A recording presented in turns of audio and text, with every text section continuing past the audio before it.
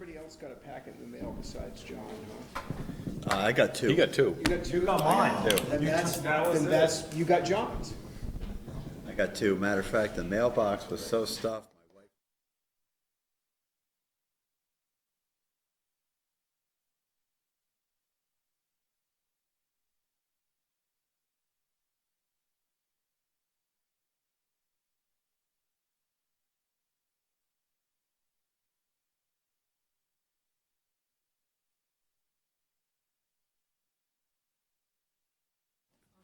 Thank you. You guys are ready?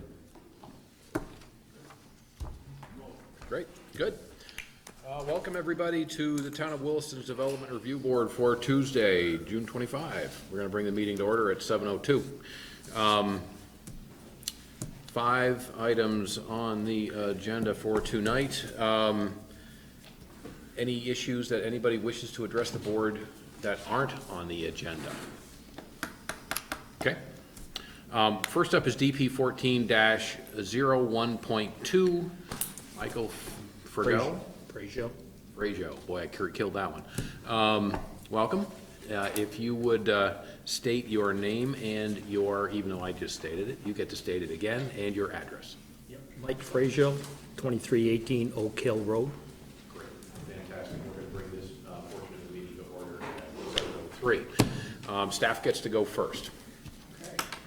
So this is an application for a discretionary permit to amend the conditions of subdivision approval from a subdivision known as the Reardon Beers Connolly subdivision on Oak Hill Road.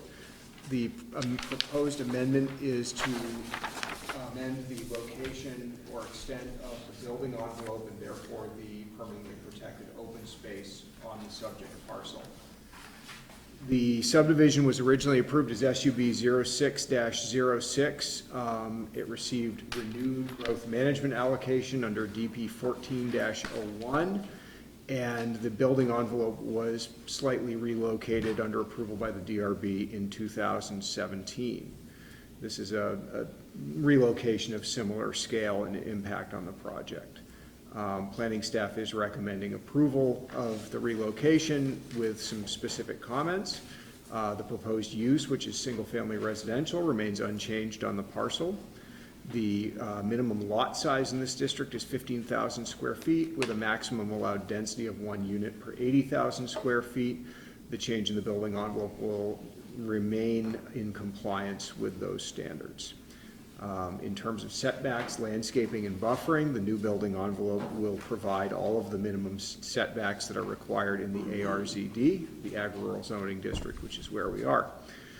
The subdivision was, in 2006, subject to the 75% open space requirements of the Williston zoning ordinance and interim open space regulations, which eventually became the Williston development bylaw we have today. Areas outside the building envelopes as altered will remain as permanently protected open space. The size of the building envelope increases slightly from 0.73 to 0.75 acres, but a minimum 75% of the parent parcel will remain as open space. This project did receive review from Police, Fire, Public Works, and the Conservation Commission. There were no comments from the Police Department.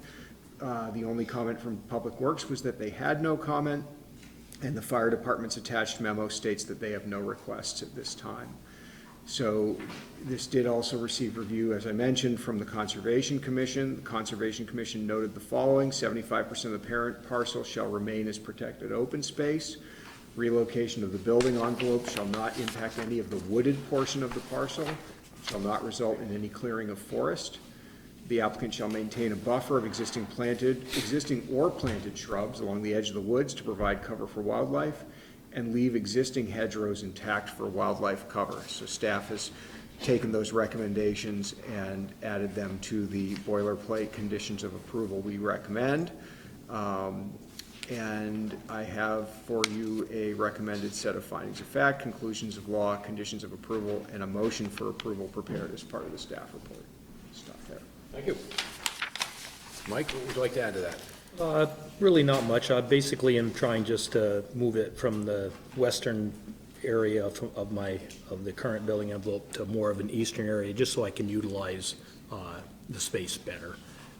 Having it in the back makes it difficult to get to, and my road comes in on the eastern side, so it makes it convenient in being able to do that. Okay. Questions from the board? Nope. John? One question though. Yeah. To the boilerplate you've added, he can still potentially cut some trees down if he needs firewood, right? So we do not regulate forestry activities under zoning, similar to farming activities. Okay, just So curious. approved forestry practices do not require a zoning permit. Okay. I just want to make sure that you weren't being Yep. unduly scrunched. I had asked that question before, so I. Okay, cool. That's it for me. Anything you would like to add before we close the hearing?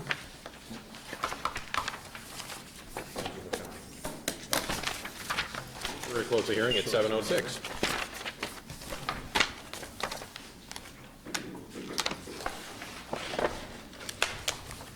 Thank you. Okay, next up is DP 19-11, Adams Real Properties LLC. We're going to open that hearing up at 7:07.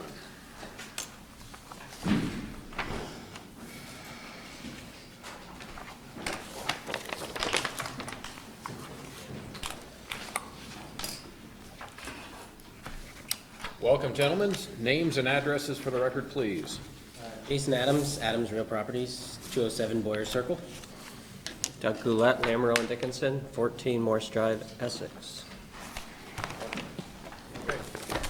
Emily, this you? Yep. This is a request for a discretionary permit to subdivide a 41.42 acre parcel into 9 lots, construct a private road, and construct a daycare facility on Lot 3. The subdivision will create 9 dwelling units, a 3-unit residential building on Lot 2, and 6 single-family dwellings on Lots 3 through 8. The undeveloped property is located south of Mountain View Road between Katy Lane and Hannon Drive in the residential zoning district. Staff will note there are a few minor features of the proposal that must be clarified or modified in order to achieve compliance with the bylaw. Staff has pre-drafted conditions of approval and a motion for the board to retain final plan review. We'll go over these changes as I go through the staff report. Most of them are clerical site plan modifications. Project history: this project received pre-application review in December 2011, on December 11th, 2018. The applicant has provided a response to the pre-application recommendations.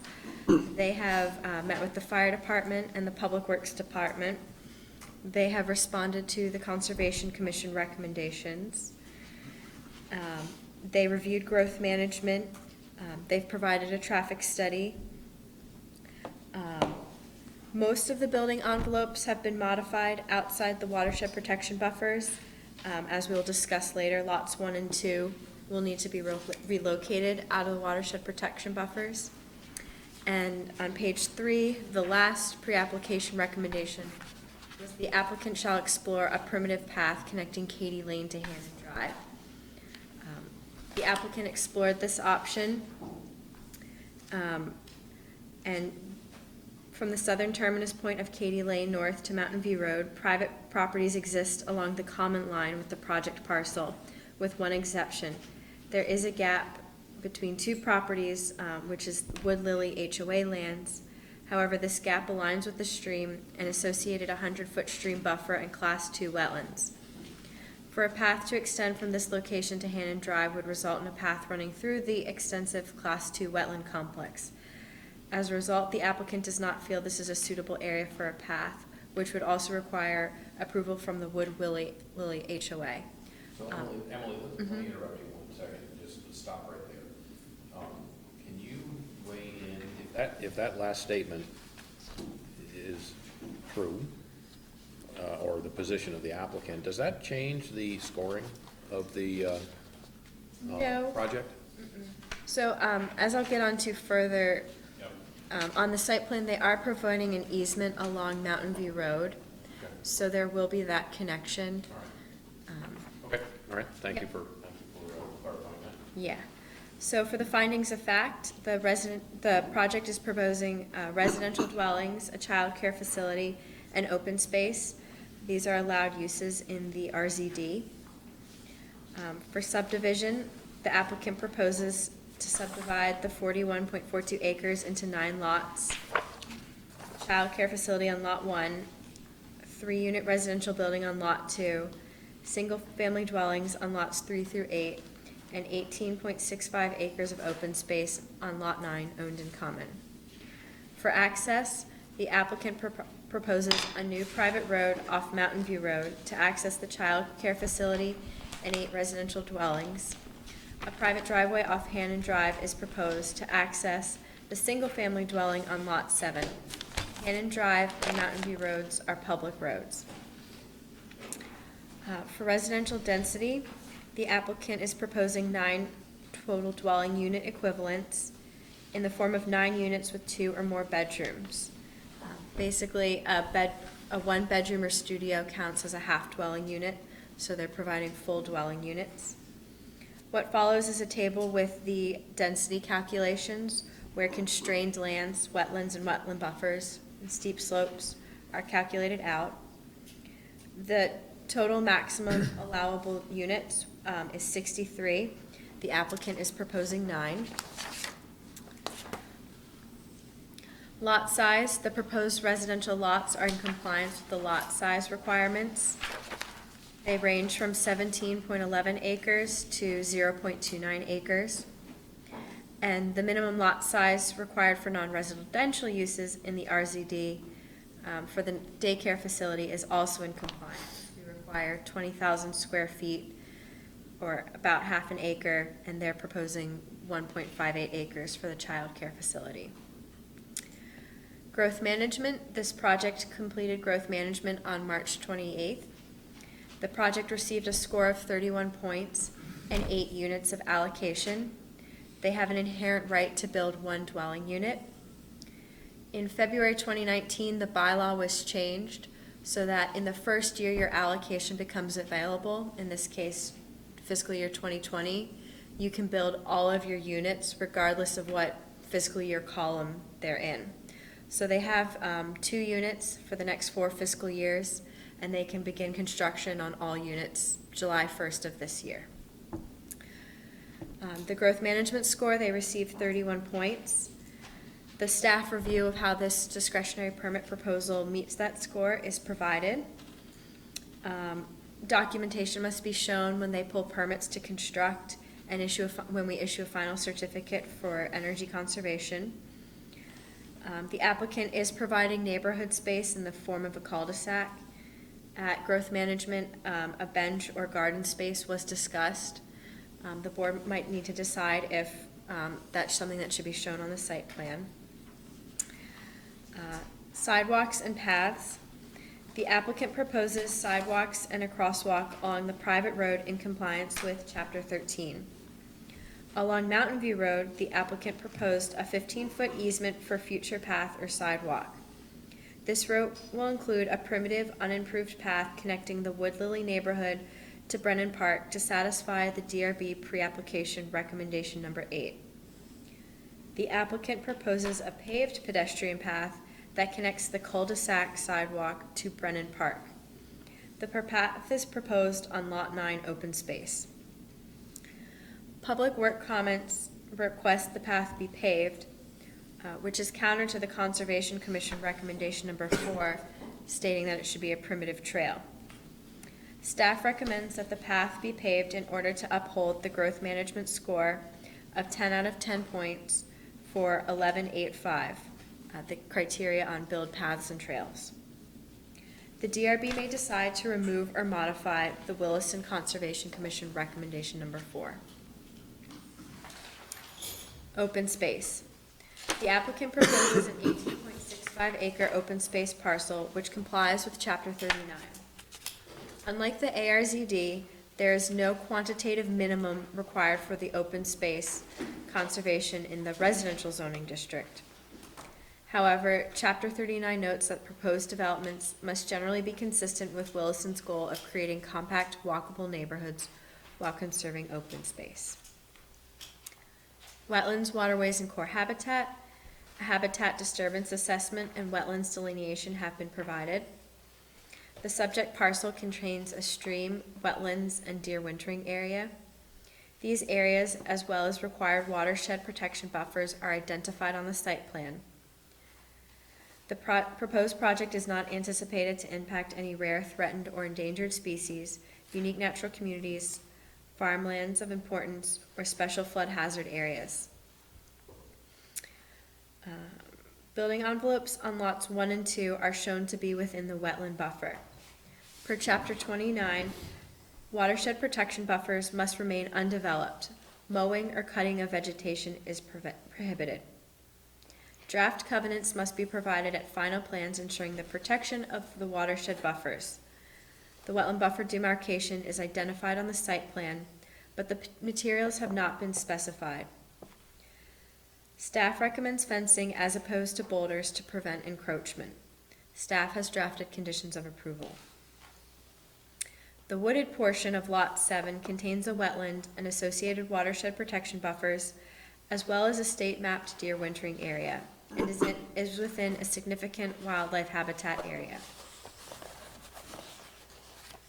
The building envelope on Lot 7 must be adequately delineated to prevent encroachment into the wetland and deer wintering area. The board must decide if an additional condition is necessary to ensure the protection of the deer wintering area and wetland on Lot 7. Setbacks and landscaping. Chapter 23 requires that the proposed residential and commercial use be buffered from the neighboring properties. The landscaping provided along the periphery of the parent parcel is either a 50-foot type 1 buffer or street trees and complies with the bylaw. The daycare facility on Lot 1 is providing street trees along the north and west parcel boundaries and type 3 informal plantings buffer along the Brennan Park parcel boundary. No landscape buffer is proposed on the southern boundary where Lot 1 abuts Lot 9 open space. The board must decide if a condition of approval is necessary. Street trees. The applicant proposes street trees for lots 1 and 2 along Mountain View Road, along the new private road in compliance with Chapter 26. Parking lot landscaping is provided on Lot 1 in compliance with Chapter 23.5. Parking. Parking at the residential properties is compliant with the requirements of Chapter 14 for single and multi-family dwellings. The project does generate a requirement for parking on Lot 1 for the daycare facility. Parking requirements in Williston are expressed as both a minimum and a maximum. They can either be increased or reduced through various means allowed in Chapter 14, such as use of transit, shared parking, pervious pavement, etc. A child care center with 59 students generates 21 required parking spaces. The applicant has provided 23, 2 more spaces than required. Per Chapter 14, developments may increase the number of permitted off-street parking spaces by 15% by using porous pavement for a majority of all vehicular spaces. In this case, 15% of 21 spaces is 3 parking spaces. The applicant is showing that they'll be providing outdoor parking and long-term spaces. They'll need to be identified on final plans, as well as the end-of-trip facilities for the daycare. Staff has drafted a condition of approval. Traffic. A traffic study has been provided as required by the DRB. Administrative permit applications for the dwellings and child care facility must be accompanied by traffic impact fees. Outdoor lighting. Outdoor lighting is proposed for the child care facility in compliance with Chapter 24. What follows is a table comparing their lighting plan to our standards. Water and wastewater. The applicant proposes connections to town water and sewer. Specifications have been provided. The Department of Public Works did not respond to the request for comments, but their sign-off is required on final plans checklist, as well as to connect to town facilities.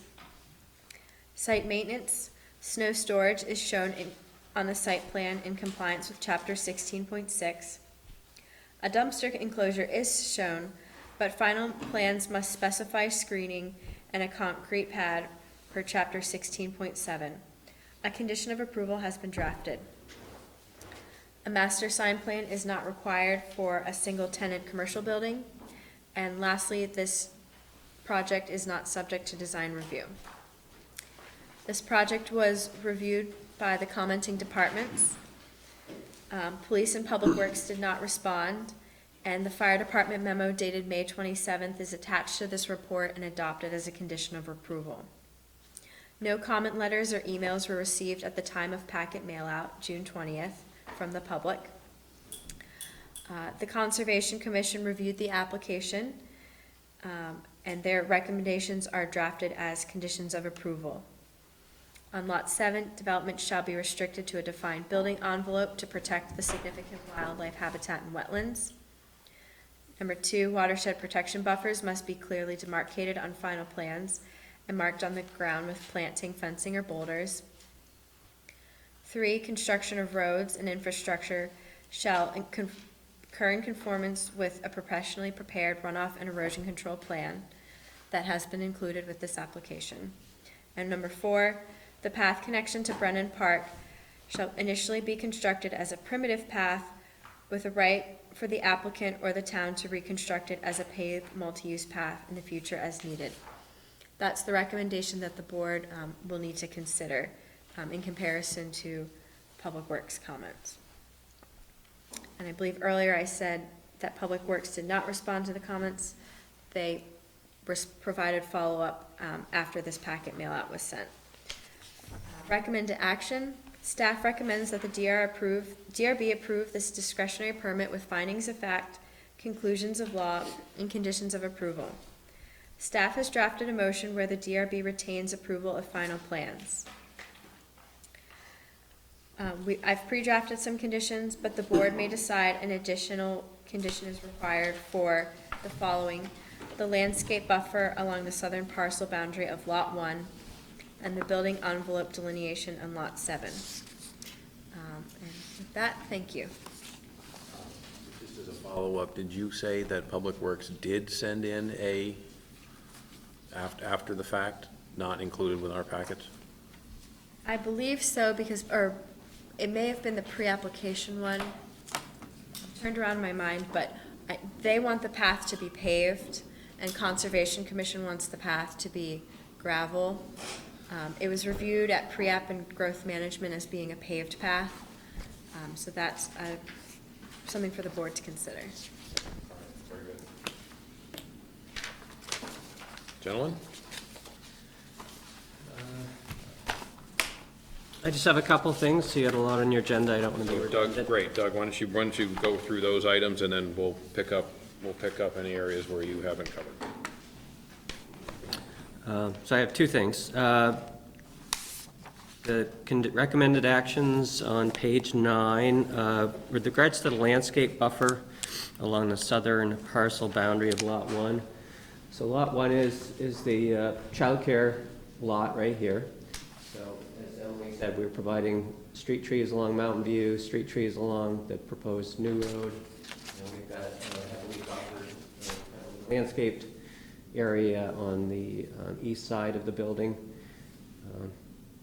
We would ask that a landscape buffer not be provided along the southern boundary of Lot 1. It's not along the perimeter of the project. Hard to see, but there's existing vegetation along the wetland buffer here. There's also quite a lot of vegetation in this area, so if it's a function of screening between these two properties, we really feel the existing vegetation satisfies that goal.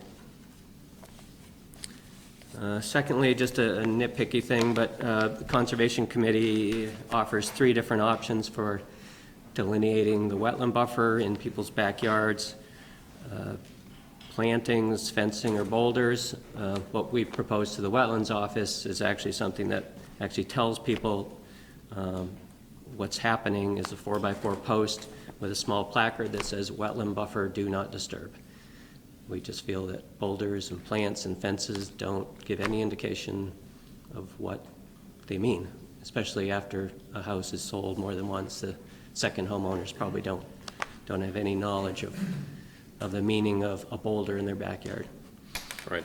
So on lot 2, it really encroaches into the building envelope, correct? To the Wetland buffer, The yeah. buffer encroaches into the building envelope Correct. by quite a bit. Yeah. So we've, in our grading, and we've actually pulled that building forward. We're proposing a walkout design on the back or west side of that building, and our grading plans respect the wetland buffer, so there will be no encroachment into the wetland buffer at all on that lot. So moving the building envelope to follow the wetland buffer is not an issue. We just sort of arbitrarily. You're proposing a some form of specific grading plan that will be pretty clearly identifying one side or the other? It's in your packet, it's already done. So what we'll do is modify the building envelope on 2 to follow the wetland buffer and not encroach into it. So, you know, any future sheds or additions or anything, you know, going back to the plans, it would indicate that the building envelope is restricted by the wetland buffer. Right now, they're basically just drawn at the required setbacks. We didn't catch, they should have been modified to follow the wetland buffers, which they were on the other residential lots.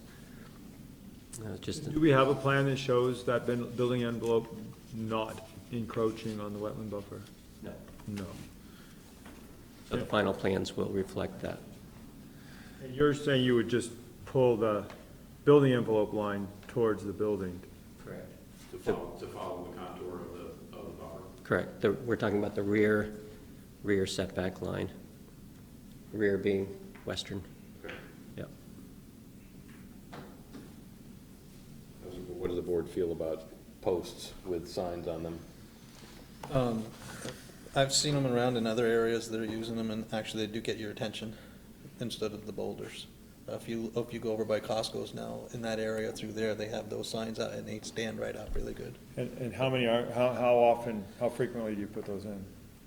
I'm not sure they're shown on your plans. They might have been a newer version of the plan sent to wetlands, but generally at any angle point, so there'll be a placard. So you basically would connect the dots between each signpost. A straight line between each would be the wetland buffer. I mean, they need to be close enough that you actually note as you approach them that it's indicating a line. I mean, if it's a straight line all the way across and you just put one on either end. Yep. I'm not sure that would work. How easy is it to pull these out of the ground? Or to run into them with a lawnmower? Well, yeah, they're, 4x4, I think the design is 3 feet in the ground and 3 or 4 feet above ground, so I don't know, it depends how hard you want to work at it, but. I understand. I mean, I don't necessarily disagree with you that, Yeah. It sounds like a great idea. I just know that if it's easier to remove one of those than to move one of those boulders. Sure. Or the lifespan of them. They don't last forever, for sure. Nor does a fence or a plant, and yeah, a rock probably won't be moved. There's no perfect way. Our goal is to try to educate, everybody that is living there that there's wetland buffers and then it'll be preserved in their memory, hopefully. So the proposal for this is the same on the building envelope for lot 1 with the daycare as well as lot 2. Right, the wetland buffer just slightly encroaches over that southern line, so. On lot 1. Yep. Again, the building envelope as shown is parallel to the property line, so that would be modified to go around, have a curve that follows just inside or outside the wetland buffer.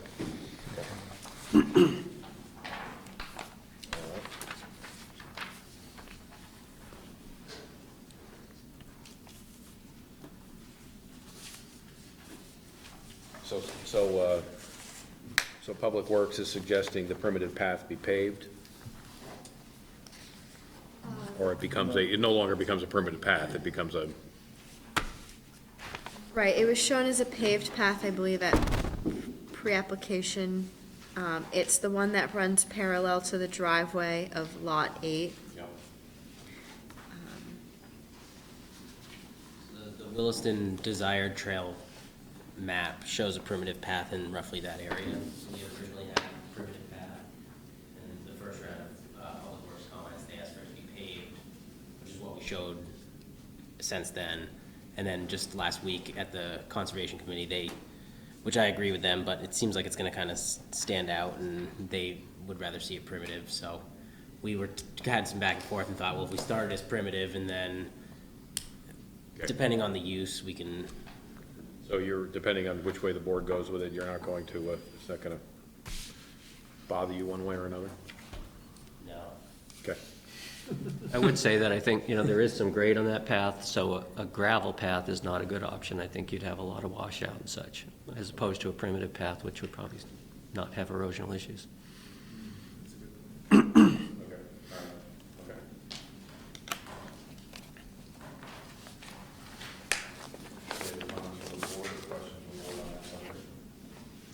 Path? No.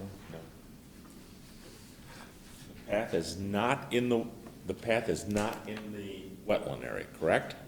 Correct.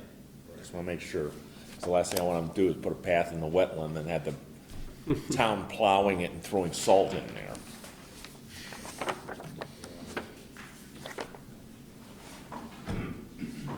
So, can you talk a little more about the path, there, the easement, I guess it's between Katy Lane and, or, I wasn't following that because I couldn't really see it on the plan. Right. So, there was one comment, going back to try to determine if there was a way to get somewhere from Katy Lane over to Hannon. And of course, we've got this deer management area, deer wintering area here on Lot 7, fairly substantial, which wouldn't be conducive to putting a path and promoting a lot of foot traffic there. So we started, working our way up, and as Emily read in the report, the only gap, unless we tried to get easements from private properties along Katy Lane, is this gap right here of HOA land, which is there primarily because there's a stream and wetland in that location. So that's really the only spot to get from Katy, and that doesn't, that's a long way from Hannon Drive, obviously. So what we proposed is a 15-foot easement for future paths along Mountain View Road, sidewalks, whatever they want to do, and certainly a primitive path could be developed just by people walking along the basically the Mountain View Road toe of slope, which gets them to the sidewalk along the new road, which the sidewalk goes all the way up to the cul-de-sac, and then they can take the path into the Brennan Woods fields. So that's the proposal at this point. We're not proposing to actually construct anything along Mountain View Road, just to be clear.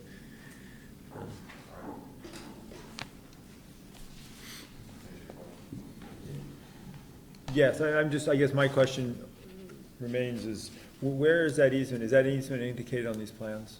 And I'm sorry. Yep, it's on at least on the property plat, if not on sheet.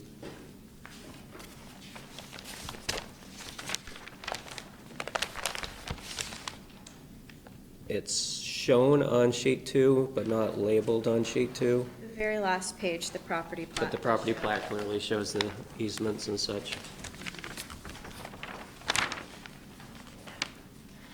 It's labeled as proposed 15-foot wide, non-motorized pedestrian easement to town of Williston. So it's 15 feet south of the right-of-way of Mountain View Road.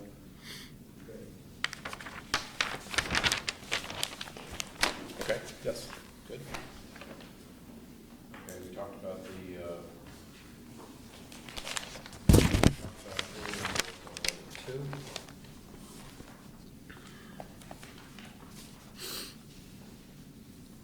So you know that, you do know that in the second paragraph of Western Waterways for habitat,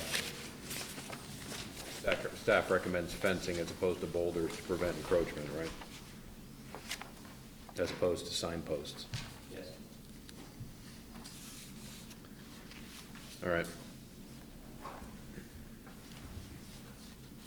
And then lot 7. So adequately delineating the lot in the building envelope to prevent encroachment. So that is so that's an awfully big building envelope. It's deep. So is the staff suggesting that the entire building envelope be delineated? I mean, it's a pretty big space. Probably not the whole thing, but maybe the corner, that might be a good location for a 4x4 placard.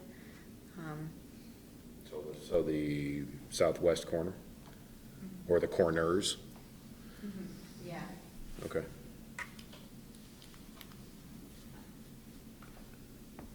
Your wintering area, you know, isn't obviously a very defined, it's just up into the edge of the woods.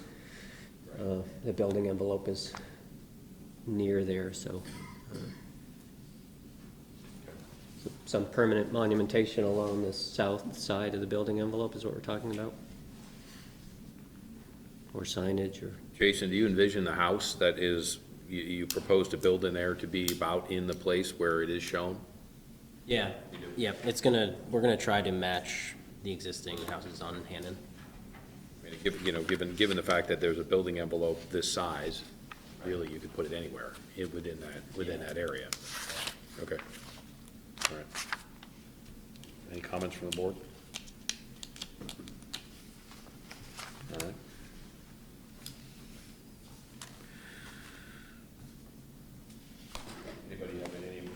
Anybody on the board have any comments about the buffer on the south side of Lot 1? Assuming that the site plan is drawn correctly, it does appear that there's a fair amount of vegetation just off that lot. Anybody feel the need for Not having that done. Yes, there's nothing there. I think in total. I think it would be actually nicer to leave it Right. in its natural state. Yeah. Yeah. Between there. I agree. Okay, good. Paul, you all right with that?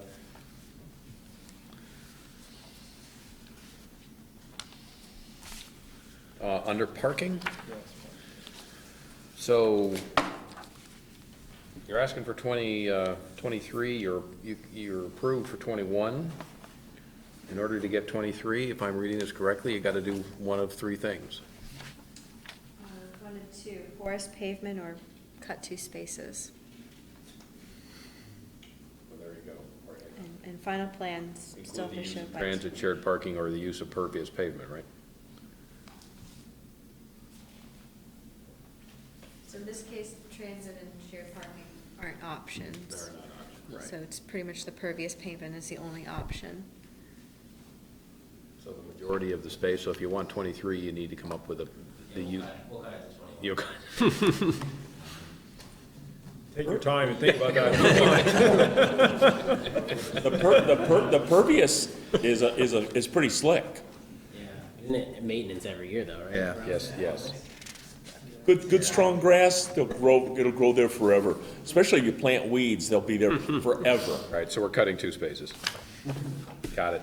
Okay. One thing, if I can add, that wasn't really highlighted in the staff report is at pre-app, we were looking at a daycare facility for 120 kids. We've cut that in half. It's now down to 59. So I think there were some neighbors originally that, had some concern of traffic and such. So that'll be, quite a bit reduced by that. Okay.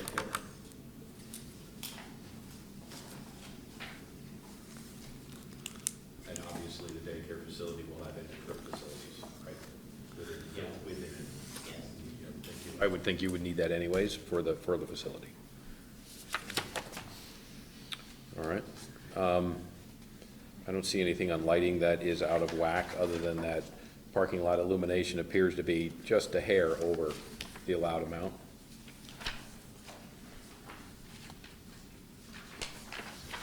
So we want to get that in compliance.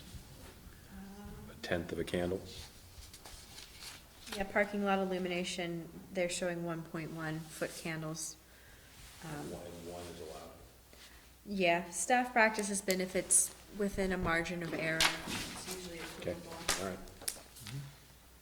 Now, the other aspect is, most of these lights are gonna be gone once the building's closed down anyhow, right? The lights are out. Yeah, so they did provide operational notes for the dimming. Yeah, so I mean, like I said, so the big issue is, you want it so that the people can see the little tykes running around in the parking lot when the cars are coming in. And then it's out when everybody's out, so it's not a real, light pollution issue after the fact. So site maintenance, a dumpster enclosure, you're going to specify the screening and the pad on that? That's about it. Okay. Any questions or comments from the board at this point? Yeah, you got all mine. Which we went through. Nope. Anything else you would like to add? Nope. Are there any questions from the audience regarding this, the topics we've gone over? Okay. Any other questions from the board? Question, if the deer move out of there, is that, I'm not going anywhere near this one. I was gonna say, does that become a new interesting issue down the road? Generally, deer wintering area is understood to be a forest structure and an ecosystem that provides cover for browsing deer during times of heavy snowfall, but it's also an ecosystem that allows for other unique things to exist. So at least the way the state treats it, it doesn't matter if you actually see a deer there in the wintertime or not. It's structurally understood to be deer wintering area. And they don't joke around about it either. Does that answer your question, Paul? Yep. Okay. Thank you for coming. We're gonna close DP 19-11 at 7:43.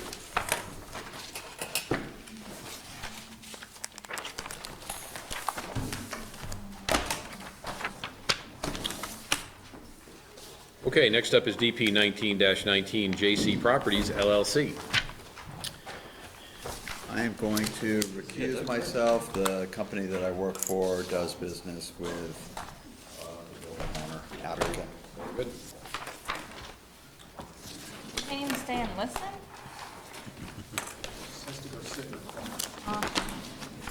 There's a special hat he has to wear. Big R on it. Do you have one for the next application? I do. Yes, I do. We just switch. One hat. Cone hat. You got it. Welcome. Good evening. Good evening. So you know the drill, names and addresses. Jeremy Matoski, Trudell Consulting Engineers and JC Properties. I own the property as well as operate Trudell Consulting Engineers out of that location. And Rab, Trudell Consulting Engineers exclusively. Great. So we're going to open up, DP 19-19 at 7:45. Okay. Okay. This is a request for a discretionary permit review of a proposal to make modifications to an existing professional office building, add 6 new parking spaces and other appurtenances to an existing developed lot at 478 Blair Park Road in the Business Park zoning district. Property is currently developed as a professional office building containing Trudell Consulting Engineers, an engineering and land survey consultant company. There's no change in use proposed as part of this application. There's a small expansion of the building amounting to 770 new square feet and a deck proposed. This application was previously reviewed on April 23rd, 2019 by the DRB, which made recommendations and authorized the applicant to return for discretionary permit review. Those recommendations involved addressing comments made by Williston Fire, Public Works, submitting some information about vehicle trip generation on the site, and providing an elevation that shows how utilities will be screened, utilities and mechanical equipment will be screened on the site. So in response to the first two, Fire and Public Works, we've received updated review from both of those departments and incorporated their recommendations into the conditions of approval. In terms of traffic, there's a small amount of expansion to the site, but no change in the intensity of use proposed as part of this application. The applicant does estimate trip generation for the site at 29 p.m. peak hour trip ends, which is the standard by which we measure traffic generation in Williston.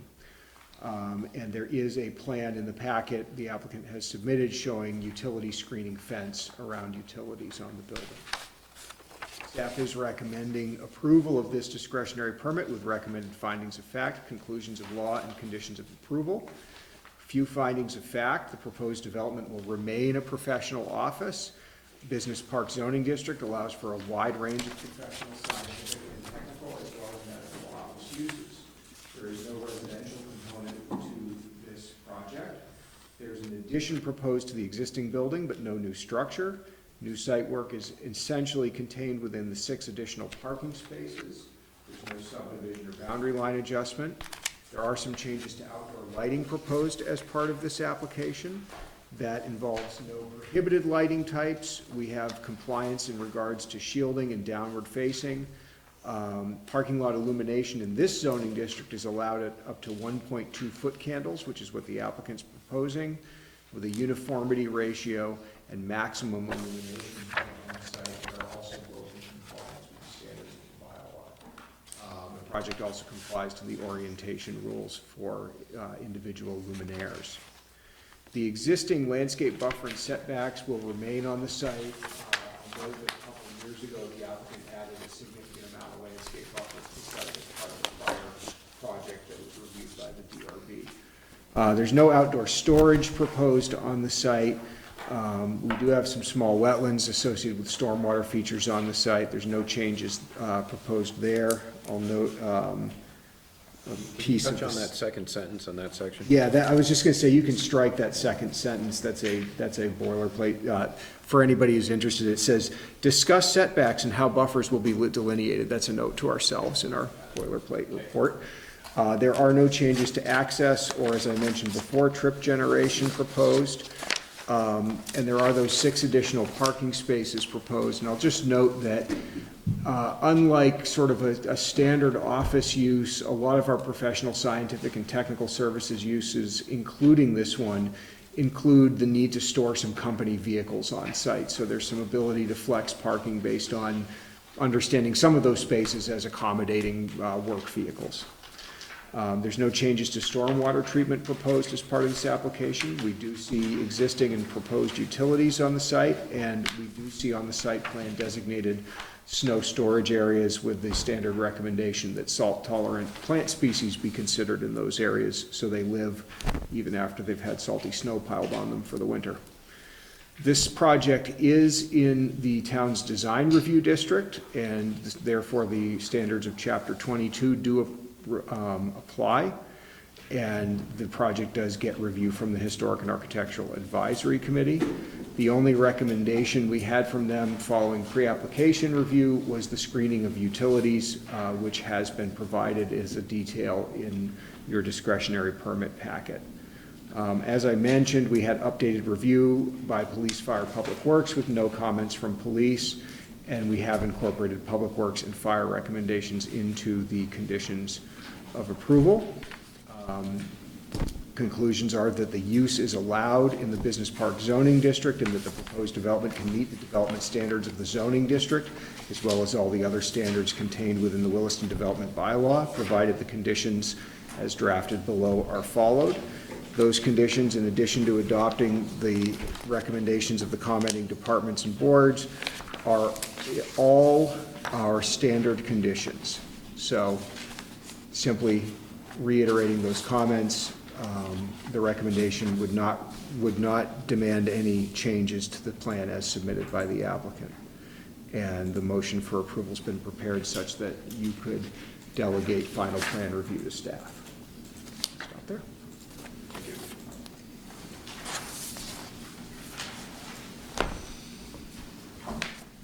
Always like that. Wrapped up with a bow. Not, almost, not quite. Okay, so let's see here. The first page says 770 square feet is proposed, and we're actually proposing 1,195 square feet plus a deck. Hang on. Okay. And our How much? 1,195 And that plus is- or minus, something around there, but more than 770. Okay, so and that does just encompass the shaded areas on the, And it's Yeah. gross for 3 floors. Yeah, so. rows for 3 floors. Okay. So to clarify, I should have counted 425 twice. 425 is for the top and basement floors, 345 is for the middle floor plus a deck, Gotcha. So it's 425, 425, 345, plus a deck. and a deck. Yeah. Thank you. Welcome. Here, we will comply with the fire chief's, lieutenant's comments, that's no problem. DPW had no comments. We have updated fencing that we'd like to show to you. We're still complying with the same perimeter, height, all of that stuff, we just have the material here selected. Bring it to you. See, we are not proposing lighting, we provided an existing lighting plan, so I wanna make sure that's clarified.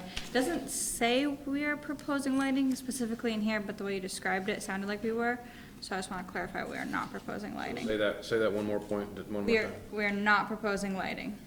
No lighting whatsoever. Well, So no- what- No so what's change. li- Change. No. No So what's change, yeah. listed here is the existing lighting. Yes, we've modeled the existing lighting plan for you. Jeremy, you're going Those- dark, huh? Okay. We have included lighting updates throughout Yeah. time, which have converted, I think, all of our lights Yeah, to LED. over time, the building's been upgraded to all downshield, all LED, that type of thing. And those exist. So let me just hang on one second. Is Sure. it normal just to list out what exists, even though if there's no changes? Well, we got a lighting plan, so we analyzed it. These guys, I was gonna mention that, these guys are raising I got the it. standard, they're raising the bar for others. Your checklist says lighting plan, I gave you a Oh, no, lighting I plan. I appreciate everything Yeah. you've done here. What I would say is if we got a proposal on a site at pre-app and took a drive-by or somebody on the board said, wow, it's really bright out there, we might recommend at DP that we document existing lighting and make a plan for conformance. But we have good conformance here with what's out there. We do not have wetlands on site or buffers, just wanna make that one clear. I think you had that, Do not. do So not. how did we get statement in here that says they are present? Sounds like boilerplate. Should have just kept striking Strike So it the whole all. thing. all the way through. That will come down to another condition at the end, we'll get there. Stormwater treatment, it says not proposed to change, but I wanna clarify that. We have a stormwater permit for, excess impervious for a different project that we didn't construct, but the stormwater permit remains valid. We are going to, for any impervious that we add to the site, we must construct some form of stormwater treatment. So we are going to construct that permitted stormwater system. So there is we already have stormwater treatment. We're proposing more under that state permit, which will more than cover the impervious that we're adding. However you'd like to word that, but stormwater treatment is not proposed to change. It will be changing. See, the rest of the stuff we agreed to and will comply. It's condition 14, says that we should get a US Army Corps or some sort of wetland permit. May consider striking that because we're not going to need it, but in any event, let's see. Rest of the stuff we agreed to. Okay. Want to see what we're going to screen our HVAC with? Yes. Okay. Good, actually. You guys to share. Yep.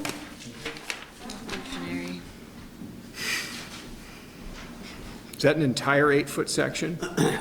So, that is a demo fence over at Effie Hart. I went by and picked out shadow box fencing, that's what they have on the floor. They can make that to 4-foot height, which will cover the condensers that we have on the outside of the building now for our heat pumps. Envision we paint it the same color as the building, so it blends in. Any questions or comments from the board? I wanted a brighter color of the fence. Puke yellow, one of those safety yellows would be nice. I thought we were screening, not drawing Paul, attention. it'll keep the deer away. Okay. Rabbits, I call them the traps. Any other questions from the board? Just the composite wood on the building, is it gonna be similar to the color that's shown on the drawing? It says wood color. The maroon red versus we our have- brighter red. The shade of red is the question? Are you wondering how close these two reds will be? Not that one, the other side, actually, with the deck.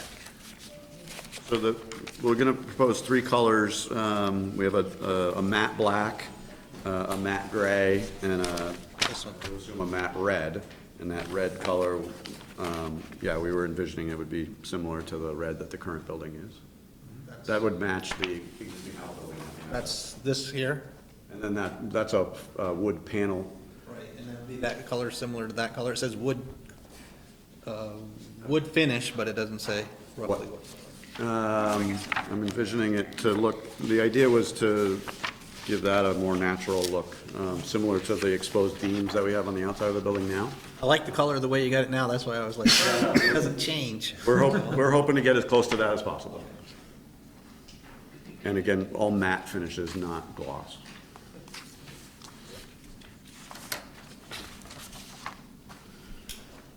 Anything else?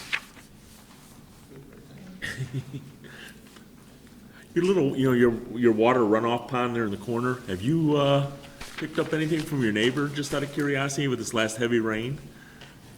Where our stormwater pond is? Yeah, the one down there, the one up in the corner there, of the property? So we don't that is a proposed stormwater pond, so it's not a pond right now. Right now, what we have is, if you look at the existing conditions plan, it's just a little baby swale that goes into a slight depression. Grass area there. Yeah. So the drainage between the Kidder Newhouse building and ours all flows that northerly direction. I was just wondering if you were getting more from them, as, No, it's Oh, okay. not, it's never really changed. It'll and it- stay the same too, whatever they have now, Yeah. we'll stay the same because we're not touching their lands. But And that water would be diverted around, this plan calls for the Kidder Newhouse water to not enter our stormwater plant. okay. So we're not going to be treating their water, just ours. One more, so the fence that you're showing here, is that gonna be in the location where this one is? Correct, just trying to substitute that, and the height will be 4 feet, which I measured to cover those condensers.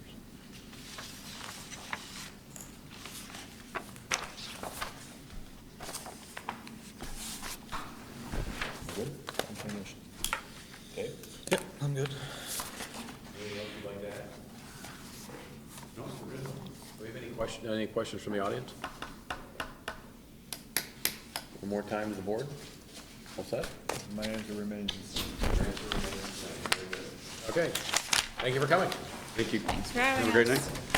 We're gonna close DP 19-19 at 7:59.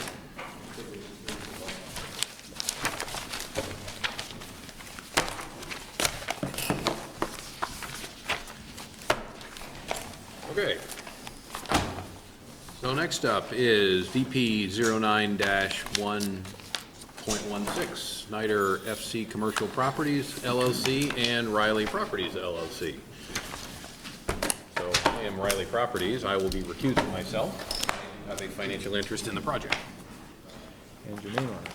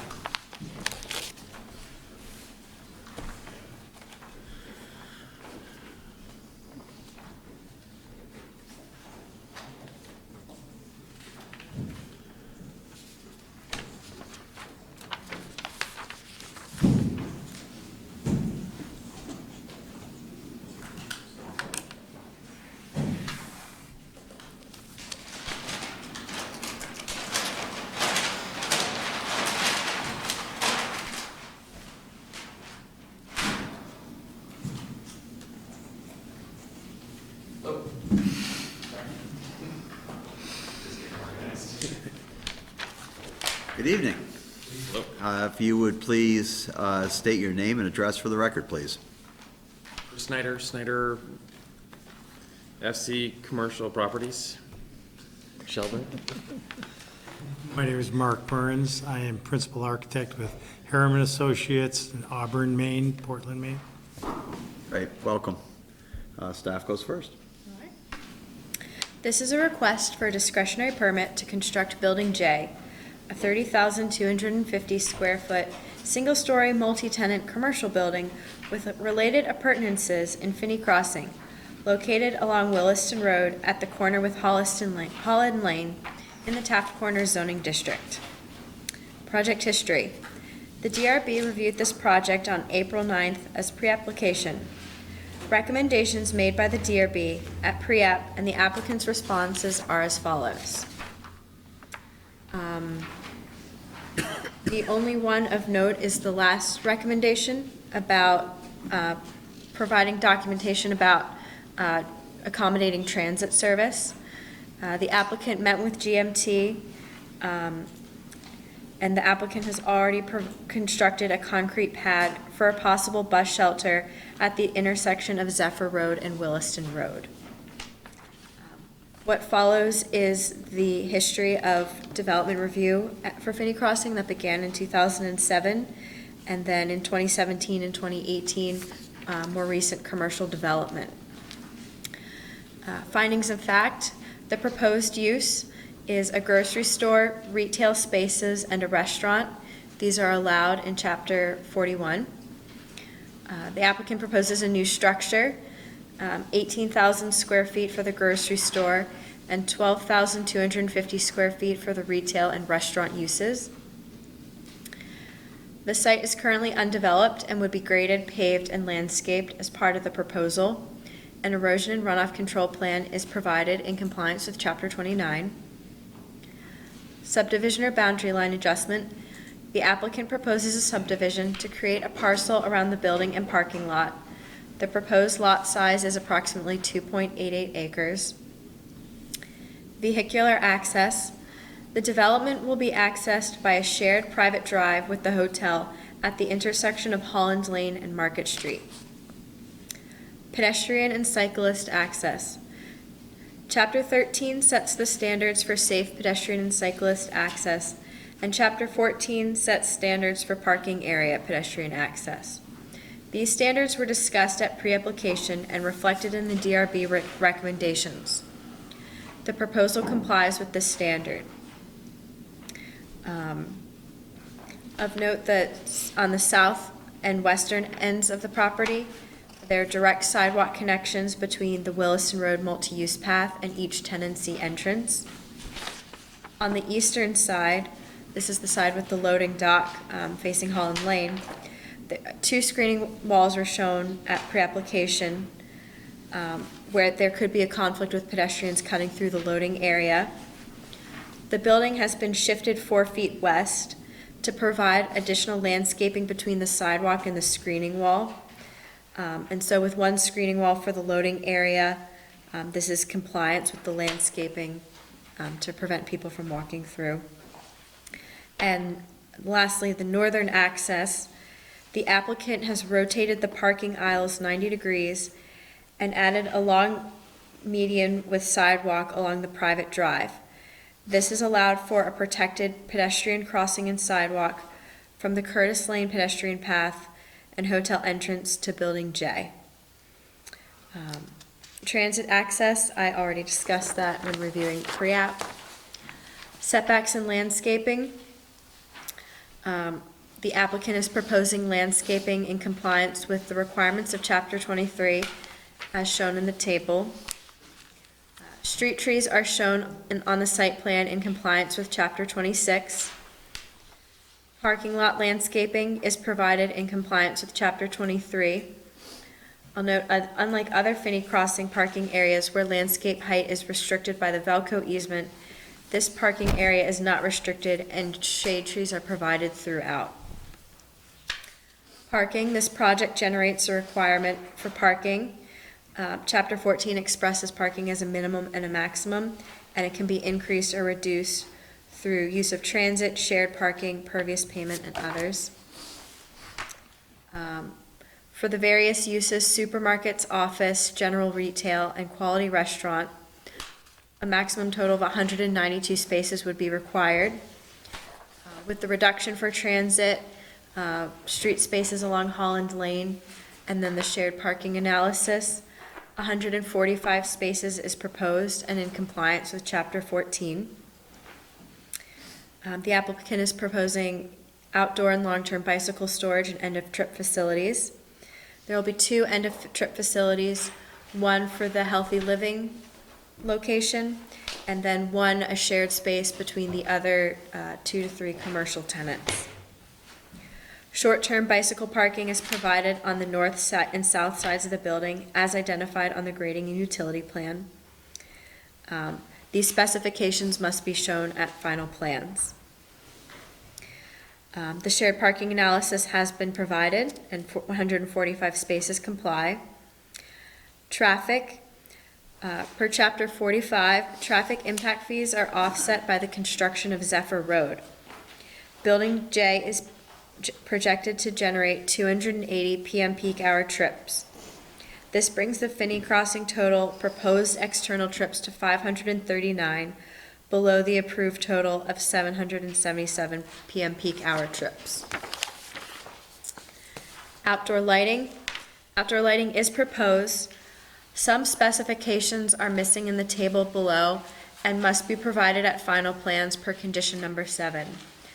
So mainly the lumens per acre. The categories that have been provided are in compliance in terms of illumination foot candle levels and operational notes about dimming. Signs. The Finney Crossing Master Sign Plan will be amended at a future date to accommodate signs for the proposed building. Stormwater. Stormwater treatment and detention for Finney Crossing is existing on the site. Capacity is designed for the full build-out of Finney Crossing. The applicant proposes to connect to municipal water and wastewater. Existing and proposed utilities have been shown. Site maintenance. Snow storage is provided in compliance with Chapter 16. Trash and recycling container location and screening is shown in compliance with the requirements of 16.7. The containers for healthy living are located in the screened loading area, and a second dumpster location is provided on the west side of the parking lot for the other tenants. It is screened with a wood fence enclosure that will match the paneling of Building J. Chapter 16.4, excerpted below, sets standards for litter removal and trash receptacles. Staff recommends the applicant provide trash receptacles around Building J and the multi-use path on Williston Road and Holland Lane. Final plan should include receptacle location and design specifications. The DRB may decide a condition of approval is necessary for compliance. The reason we're bringing this up is Town of Williston does not provide trash removal, so developments like Maple Tree Place or Finney Crossing are provided required to provide some trash receptacles for litter collection. And this is something for the applicant to be thinking about with the future plans for commercial development where those locations will be. Outdoor storage. Outdoor storage is not proposed, nor is it allowed in this district. No wetlands or waterways are present on the site. Lastly, this project is subject to design review. DRB reviews compliance with Chapter 22 and 41 with advice from the Historic and Architectural Advisory Committee, the HAC. The table below includes the pre-application recommendations made by the DRB in the middle column. The HAC recommendations of June 4th are in the right column. Generally, they found that the project complies with the requirements and with the pre-application recommendations. Jumping to page 10, the HAC did add a recommendation about windows on the east side of the north elevation. These are the windows that'll be to the left of that parking lot entrance. It was determined that those features are indeed windows and not vents. So staff has recommended that this component not be included in the conditions. Jumping to page 11, they carried over the recommendation that entrances on both sides of the building should be fully operable. False fronts, doors that say use entrance on other side do not fulfill this requirement. And further down, section 2243 about airlocks. The HAC recommends the DRB consider the south entrances as minor and not requiring airlocks. So staff will note that airlocks are shown for both entrances of Healthy Living, and I believe they're shown for the entrances of the other tenants facing the parking lot. So the HAC is recommending that those other tenancies facing South Williston Road not provide airlocks, seeing as those entrances will be secondary. It's not mandated that they have airlocks. They can provide them if they want to. Principal entrances to buildings must incorporate an airlock. So the DRB must decide if those entrances facing Williston Road are principal entrances.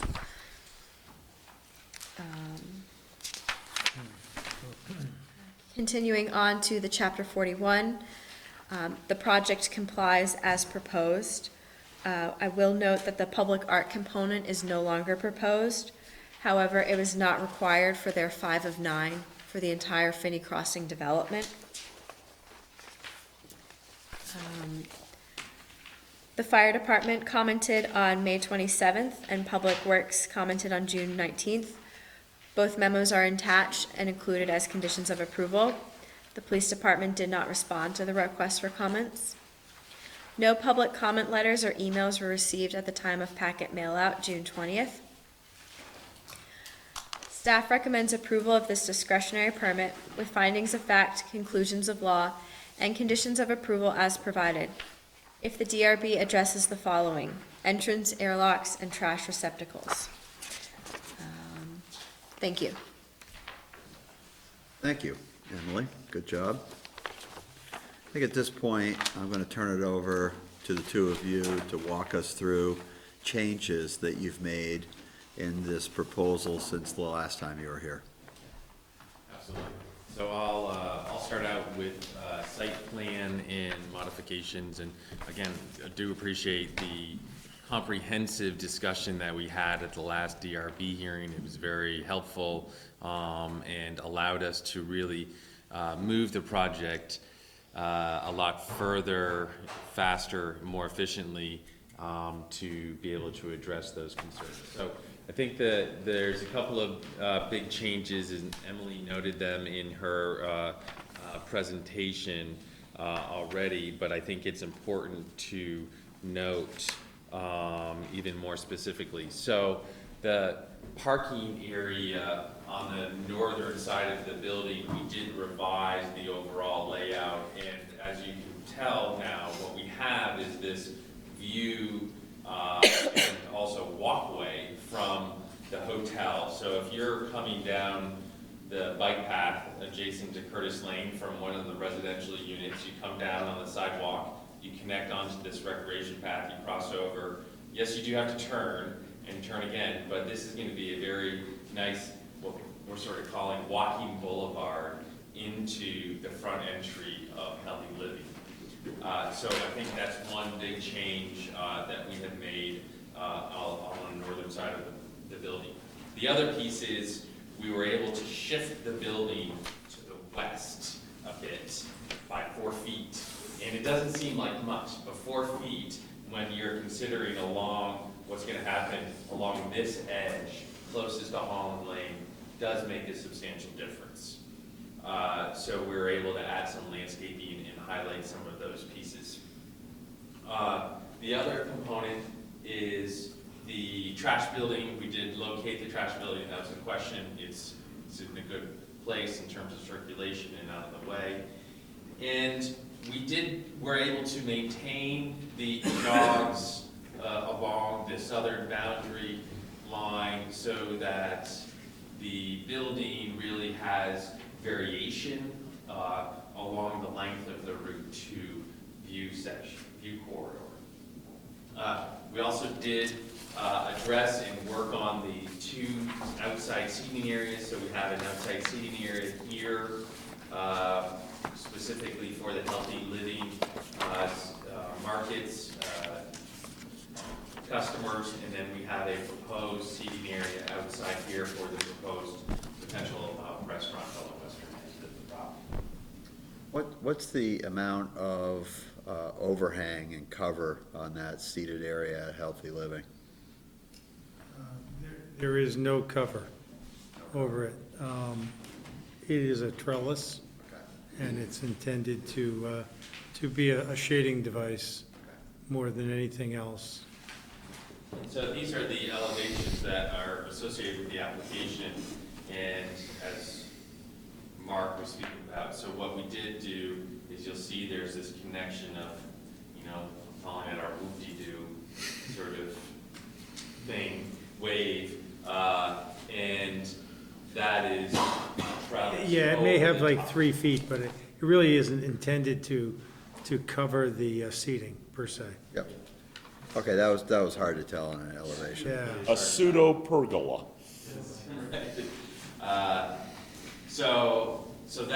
So we do have a seating area located along here, and then on the western side of the building, it would be located on this side on the west elevation.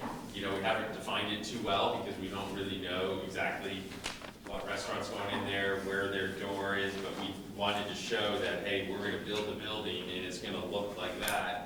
And is the door in the middle or right, or it depends upon how their seating layout works out. And obviously, we're gonna have to come to the DRB and get approval for that, but we wanted to show at least enough detail so that we all knew what that was gonna look like.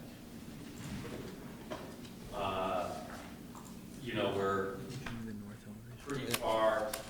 Those are really the items in terms of related to the site plan that we made changes on, and I'll let Mark sort of speak to the architectural changes that we. No, go further down, the view from the hotel. Mark Burns, Harriman Associates. I think Chris has really covered a lot of it. However, what I'd like to do is talk about how this has really changed and evolved from the original building that you saw. I think there was some positive feedback from that first meeting, and it essentially said, hey, you've got a building here that we can move forward with, but we really didn't have a signature to it. There were some things that were responded to based on color, based on massing of the entries, based on the fact that the mass itself wasn't broken down, didn't feel as though it was a series of buildings in a way that we had a straight shot elevation. And so what we've done now is we've got an elevation, especially on the south elevation, that being on Route 2, which indicates a number of stores almost evolving as a village would. And so the massing changes, the heights change. We've dealt with a lot of the comments regarding the what was known as the garage door effect. And what we did was we created a recessed portion, and we actually built up the ends so that it actually made these come forward as the signature elements, and then allowed this to drop back in the center and just be a backdrop to our plantings. I think that in of itself, along with the main entrance, the south entrance to Healthy Living Markets, has really called out a particular portion here of the building where we really want to focus. In addition to that, we've identified the other stores as though they were unique unto themselves, as opposed to part of a larger structure. Even though it is connected, we wanted, due to the shadows and the material changes, to have its own identity. When we came to, and I'm going to save the main elevation for last, but when you turn the corner now, rather than having a sign here on this end. We've kept it closer to the entrance to Healthy Living. We've really been sort of sparing with our signage. We've tried to keep it, we're well under the allowance. And what we think is that correct positioning is stronger than lots of signage because it really starts to take away from each other. And so we've got it separated and laid out in a way that, it's not going to overpower the building. It's going to be introduced as you approach the building as a pedestrian. And though Healthy Livings is larger, it is intended to be seen from Route 2 at a speed of 35 miles an hour. So it has to be recognizable and large. When we turn the corner on the east, we've changed a lot of these colors to sort of allow the building to drop back and not be overwhelming on the boulevard section. We've allowed the corner with Healthy Living to be the area which is prominent and is noticed. We think by doing this, it's going to allow other buildings in the development to be much more recognizable. The fence color has changed. It is much more closely identified with the color of the stone. The stone that we've chosen isn't a cultured stone. We know that it's being used all over the place, and there was comment that in Williston, a lot of people are using a very similar cultured stone. So we've actually chosen to use what's known as a Thompson ledge stone, and it's actually manufactured and or cut by a quarry, and so we'll be using that in its true dimension, as opposed to being 2 inches thick and glued onto the building. In addition to this, we've used that sparingly. We've used it on the wall on the east. We've used it on the wall at the seating area on the south, and we've also used it at the main entry to Healthy Living Markets. In addition to sort of the overall concept and breaking down sort of the building massing, we've chosen materials that are more, I want to say earth-like, but more organic feeling, even though they may be some metal and there are some composites, but these are all tried and true, long-lasting, wearing products, all of them with more than a 25-year warranty. So I think we have a very low maintenance, however, very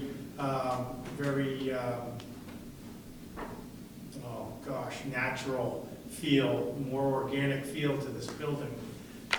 We are using wood panel that's shown with this vintage wood cedar, and it's divided with an anodized aluminum grid, and this is giving it sort of a more traditional material, a very contemporary look, so that it makes it feel like it's a real standout building.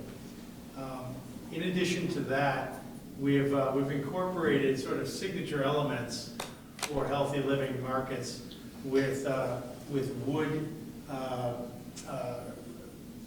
canopies that will be really like a glue lamp product, is what we're now trying to engineer. There'll be really specialty items, fairly decent dimension as well. We're now talking about an 18-inch depth, and they will be a very recognizable element. In addition to that, we've chosen to use a black storefront because we'd like it to almost disappear and have it be more about the opening than a huge grid blocking that vision in and out of the building. We have also located on these plans the rooftop units, and we are not choosing to use a penthouse. There was a question as to whether or not we'd use a penthouse for the refrigeration on Healthy Living Market.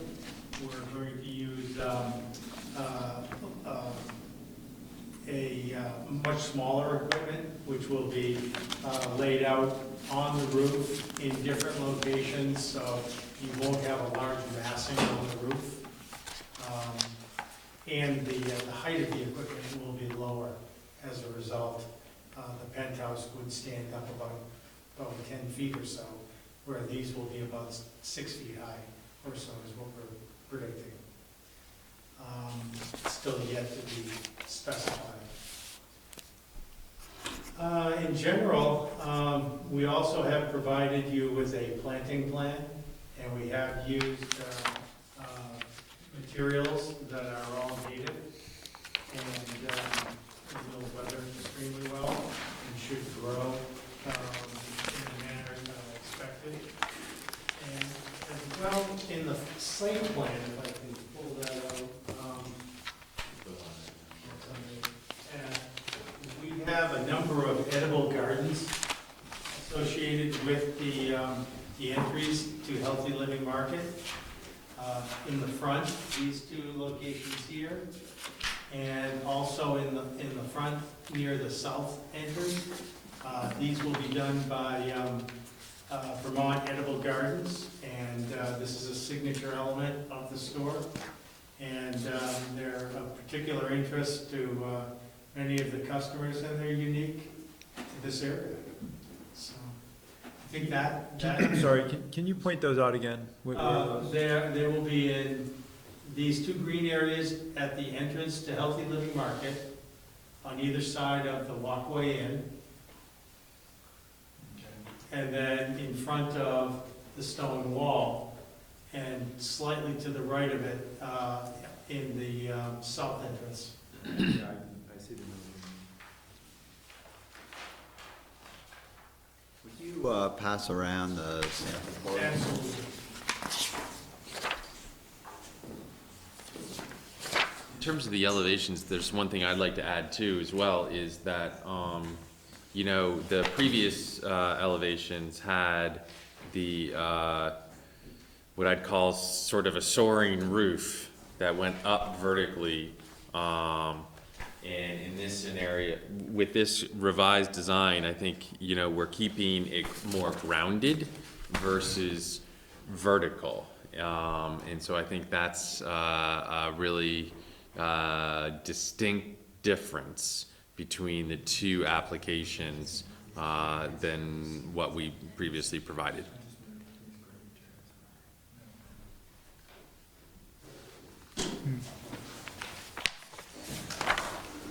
I like the wave, even if you make fun of it, I think it's great. No, it's really It's a real eye breaker. It's an eye. You go down there and suddenly you're not looking at this long. I would agree. And it's better than what the original one was, like you say, with the. Okay. John? I just have a question. I thought you might. So you were talking about not putting the penthouse on the roof. So the strategy for screening that rooftop equipment is keeping it low, keeping it back from the edge, and hoping nobody can see it. Not hoping necessarily, but knowing that, and we're showing it in elevation and you're barely seeing it. But knowing that if it's 6 feet tall, maximum, we will probably not see it, given that you'd have to be at an elevation to be able to see that far back from the roof edge. I would agree that if that's back far enough from the roof edge and it's low enough, you're likely not gonna see it. What I'd like to have you do at some point, you should be able to model that pretty easily. And we do have a parapet, and the parapet's as high as 3 or 4 feet, depending upon how the elevation Makes changes. it much more likely that your perspective angle is, you're gonna keep that from being seen. It would be good to know that, I mean, that can easily be modeled. We have shown an elevation in the package from the hotel. From the, in the package, it's from the third floor window. There's actually only one window on that one wall at the end of the hallway. I'm not worried about the hotel. Looking No, out. but that will show you actually what you could see given that height. But what we're looking at in an elevation here is truly straight on, as you know, as opposed to being down on the ground, which actually makes it more difficult to see You it. walk out of Shaw's and you look across the street to this building, and the further away you get, the more likely you're gonna be to see what's on that roof. I think they're using tower units though, and it's all in one section. No, but Aren't they? but the view from Shaw's. Right, exactly. Towards this building. So that's what I'm asking That's- is how far back you have to get before you can see it, how tall is that parapet?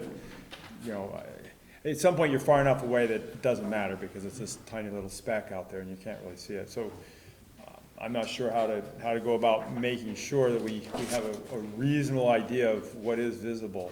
So what I think, what we could do is, depending upon how the other questions go, but as a condition, we could say that the condensing equipment on the rooftop be shielded from view from a certain elevation or something like that.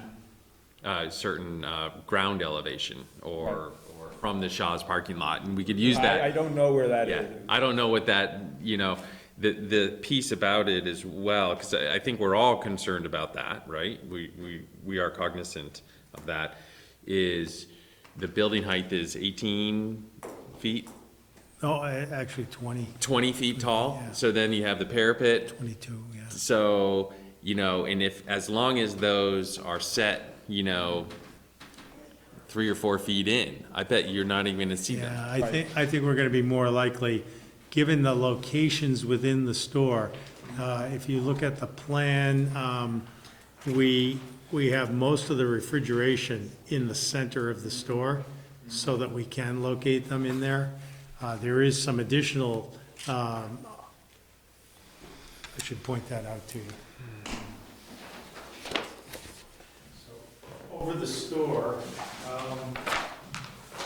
do you have a floor plan?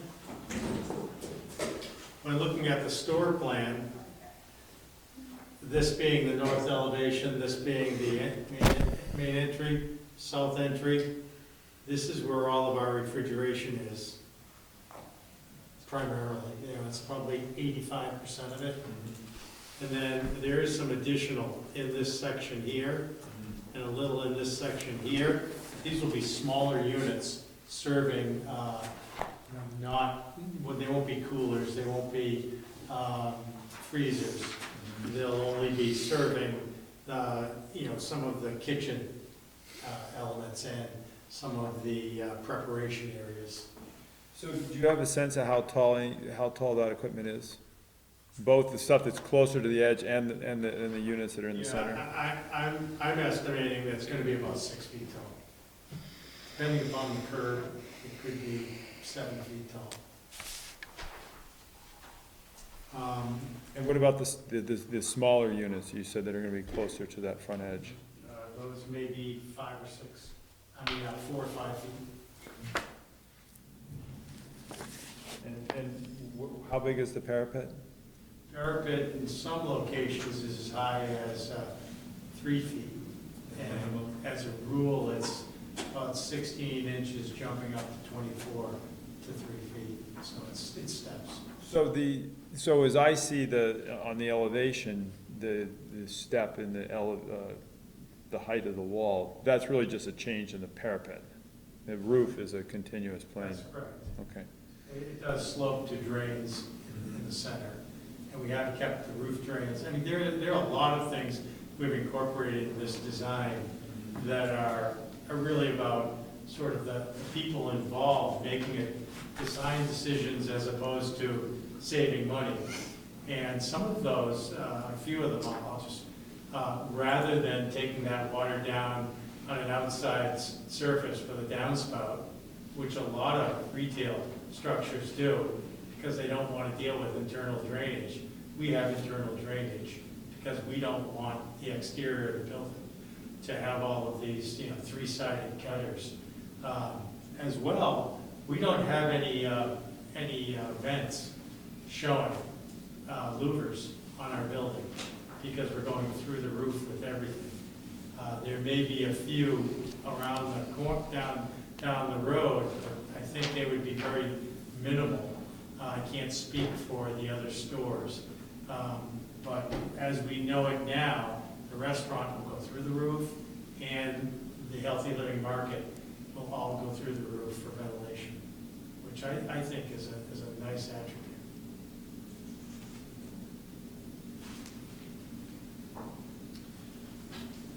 Any other questions, John?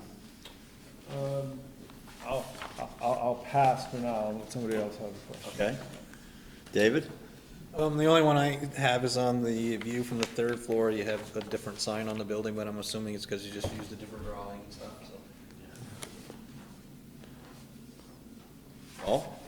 When you flopped the parking lot, just out of curiosity, what was the space differential change? We lost more than 4 to 6. 4 or 5 Really? spaces. I was just curious. Because that's, the way that's set up now, it's gonna be a lot easier for the trash guys to come straight up and grab it. Absolutely. It's also gonna keep the traffic from popping out of the, hotel right into the parking lot of the, restaurant. Absolutely. Yeah. We did also address the 53-foot trailer, and not to bring Good. things up, I am waiting for questions, I should be, but that was a big issue at the last meeting, and I just want it to be known that we changed the configuration. We have diagrams provided, and I think that we've shown that we can fully operate with that. Just make sure it isn't a Swift driver coming in. So you're gonna say that you can fully operate? Yeah, it's fully operational with the larger trailer, larger truck. Yeah. How high is the stone wall on that screening along Holland Lane? The stone wall is 2 feet and then a 6-foot fence on top of it. That's right, 8 feet total. So, and you said it was a full dimension of the stone right there? That's correct. So so there's a stone tap or something? There will also be a concrete footing, so that wall's a, stable wall. Right. And we do have it showing on the back side as well, where the loading dock is. So what we figured is you get about 12 feet there for the load, when you drop down 4 feet at the loading dock onto the concrete pad. Right. Is there a section through that wall here? Don't know if there's one in there. So I'm just trying to get a sense of how thick that wall is. Oh, I bet it's probably only 24 to 30 inches, Really? It's 24, yeah. Really? 24 high, so it's kind of a square block of stone. Okay. And what's the material on the top? The reason for the 24 is too, that it becomes the seating wall at the other end. That's where I was headed. And if it's over 24 inches, it's not really a seating wall. And even at 24 inches, it's a high seat. Yeah, But it's, people are gonna get hurt and their feet can dangle. So I'm just trying to get a sense, so that from front to back though, that's a couple feet there. Couple feet. And the wall, the tall wall is in the middle of that, or? The fence. The fence. You're talking about the Sorry, fence. Yeah. the fence will have to be anchored, it'll go down to the footing. So, but when you're sitting on that wall, your back will be up against the fence, or? Well, you won't be able to really sit where the fence is. Yeah, I the- mean, that's not, the mean, the guess you seating could. wall along Holland, it's not really a seating wall along Holland Lane. And the fence is only located in this portion right here. So we've got we have a bit of a retaining wall, right, located at this point, and then above grade is gonna be the stone wall. And off the stone wall will be the fence. And the reason we have a retaining wall is because the grade changes down through here. Where he's talking about the seating wall is out here along the southern outside portion of the patio area for the, Outdoor seating. outdoor I see, seating for so I was talking about along Holland Lane here, as you're walking along Where the the pocket walk, park and is. you've got 4 feet of planting, you know, how tall is that stone wall there? 2 feet So it's 2 feet tall? off the ground from here. Right. That's correct. And then the stone will probably only be like 12 inches, because we don't want to take up space for stone. We Right, want that's to what I was go asking here narrow for this, there. and then there's a fence on top of that? And then there's a fence on top of that. Right. So there'll be some cap. of Yeah, what do you stone, envision for the cap? Probably blue stone. Blue stone. I typically see a blue stone cap in that scenario, and then you connect the fence post through that cap. With a pipe, which is into the footing. Foundation, Yeah, it'll be a galvanized pipe into the footing. right? So the fence will stay plumb and look good, Yes. yep. And then the center of the wall will all be, grout and chink stone to basically hold it together. Sure. And so it's fairly solid. To give people a sense of the height, these tables are about 30 inches. That wall being 24 inches is about 6 inches lower than the height of this table. So, which, is fairly substantial. I think it would look odd if it were much taller than that. Yes. And I think last time you had mentioned, if I recall correctly, cedar as a possibility for the fence material? That's correct. Okay, And to tell you the truth, what we'd like it to do is be very similar to the vintage wood cedar that we're using on the building. So it's all compatible, it kind of carries through the building. And that'll be a stain. right. I'm disappointed you got rid of the art component. I thought that was a very There will- gutsy move, and I was really looking forward to seeing what you were gonna propose. We're hoping that you're gonna see some art sometime soon, with some new ideas. And, if you look at the South Burlington store, there's a lot of metalwork on that one, so they want to express themselves. It's just a question of, what it becomes and how to do that.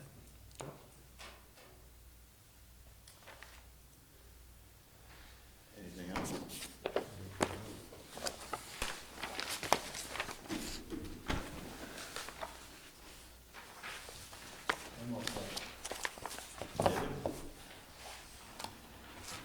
So the outside eating area, how many seats will be there roughly?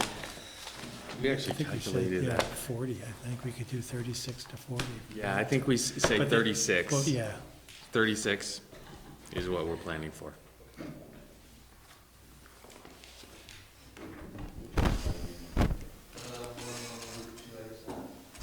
Oh, so you're talking about the healthy living one?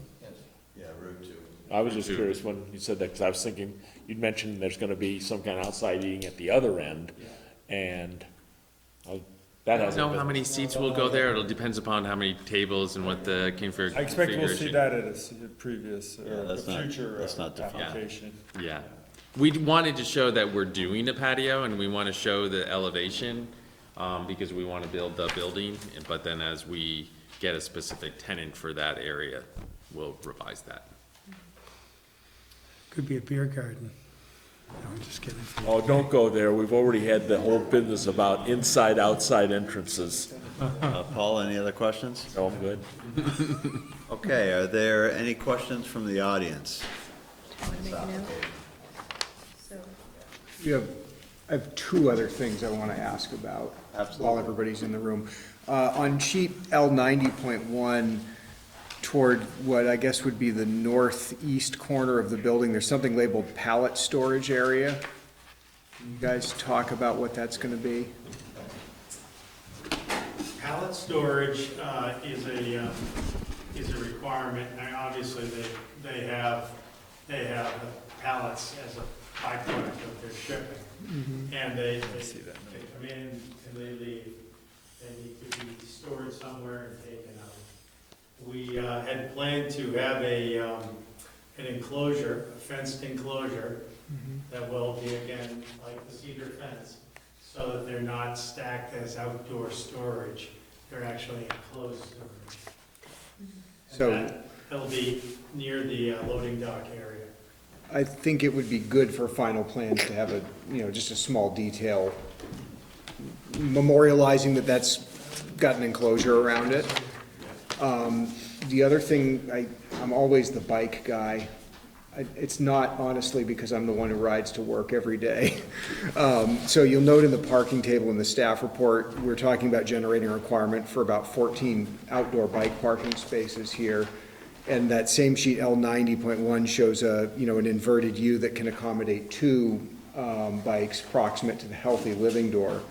So I just want to remind everybody that there's a little more capacity that'll need to show at final plan related to that.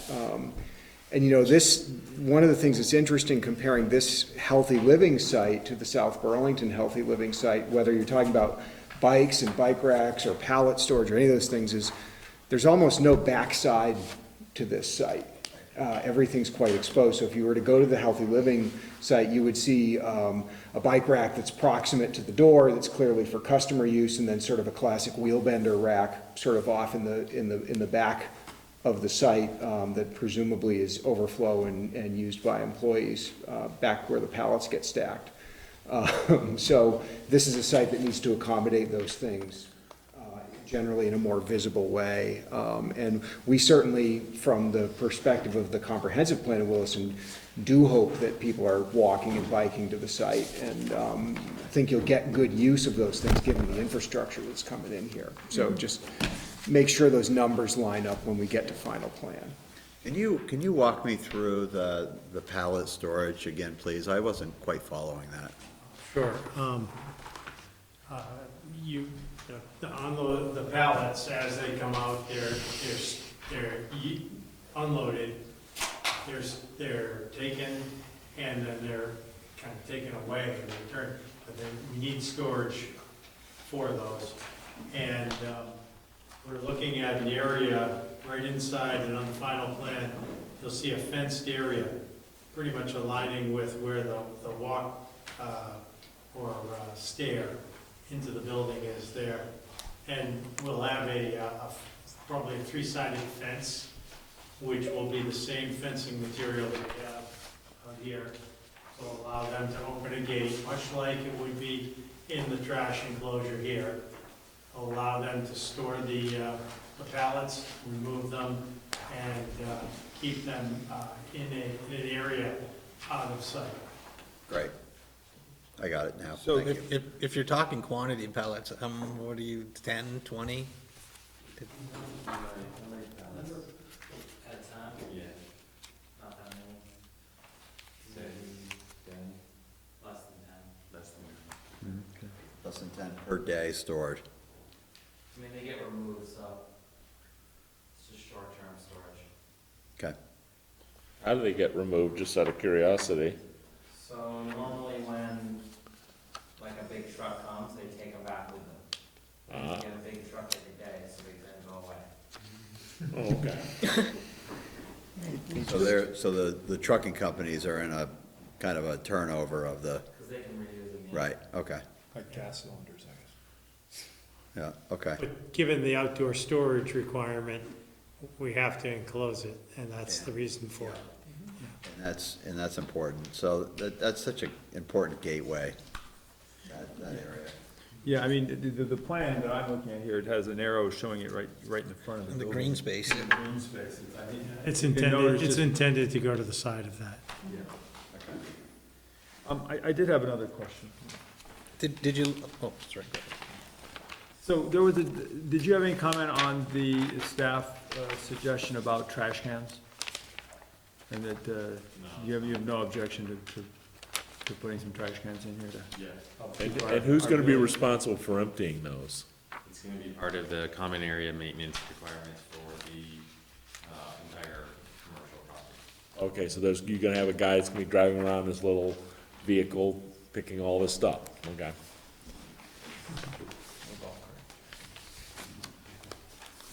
Probably, there's not that much space. I mean, it's pretty dense in that little, in those three areas. I mean, we're building, where the bank is going, building F and building J are located, you know, it's not that far. Be able to walk around pretty quick. Okay, David, you had something? Oh, the only thing I was thinking on the pallet storage, it's just a thought, at the end of the truck ramp, Yeah. by the back of the park wall, would that be a better place for you to store your pallets? It was there, and I said, you can't put it there. I just was thinking, you I can just- see it from anywhere. Yeah, you'd see it from when you drive in on Holland Lane. This is gonna have the stone wall plus the wall above it there? Yeah, but the northern view, so when you're at this stop sign, right, you're gonna have you see that wall on this side. That was my perspective. I mean, I could be wrong, and be more than willing to be changed, but it was at one point, they had a design there, and we said, that's not gonna fly. Chris's idea at the time was to soften the edges of the intersection with greenery. But I think that we can, in the final plan, we can submit something that's attractive, that plays in with what we've got. And the other piece is, you know, this isn't showing the, you know, substantial landscaping, there's things going on there that we can address so that it's still maintains the aesthetic look. Just a concern that they're gonna see this wall there with these skids as you're in the parking lot, so. Yeah. Anything else? Any comments from the audience? Any further issues to raise from staff? Anything further from the applicant? I guess based upon the, you know, comments that we've heard tonight, you know, the only thing I'd request is, if there is a way, you know, that we can submit the final plan, and I don't know if, do we need to come back to the DRB with final plans, or is this something that gets reviewed by staff? It's been drafted as staff approval. Well, since the staff is the most vocal advocate of bike parking, I won't have to worry about that part of it. They'll take care of that so when you see them. I just gotta make sure they got the spaces. Okay, before I close this hearing, I just want to thank you for really a tasteful design. You listened, you incorporated. This is a very important project in Williston.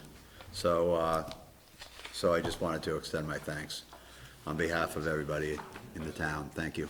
Absolutely, and thank you for the 2 hours that, I mean, I've never been at a DRB meeting for 2 hours where our discussion was very fruitful and organized and helped us get to where we are today. Great. Okay, thank you. We're going to close this hearing at 8:55. Thank you for coming.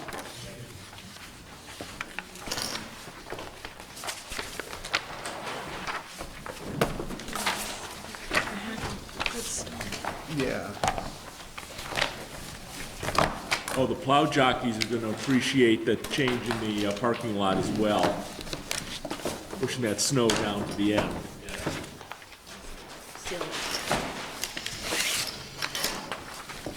Okay. Here we are. Next up is DP 19-09 Gary Howard, and that's a continuance, continued from June 11, 2019.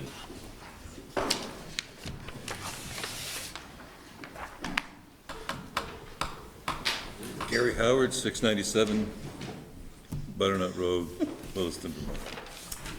Sue Smart Howard, 697 Butternut Road. Welcome, Howards. We're going to open the meeting up at 55. Kevin, grab a chair and pull it up to the table. Come on down, boss. We've been sitting together all night, you saw that. You can continue. I think it's only fair. And if you, Kevin, state your name. You're not the applicant, but No, I'm not the applicant, you I'm are the you're an integral part of it. So let's get you on the record. Kevin Mezuzan, 1120 Butternut Road. Great. So before we turn the staff loose here, this is a continuation from June 11th.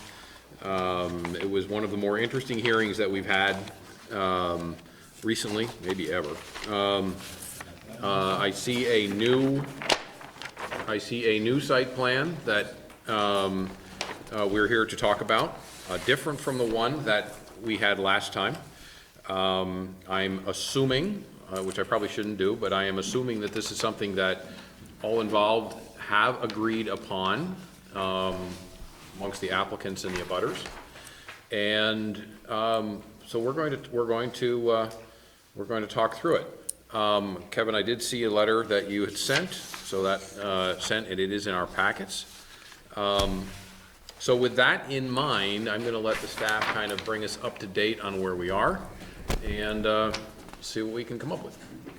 Okay, so the board looked at this proposal for a discretionary permit 2 weeks ago.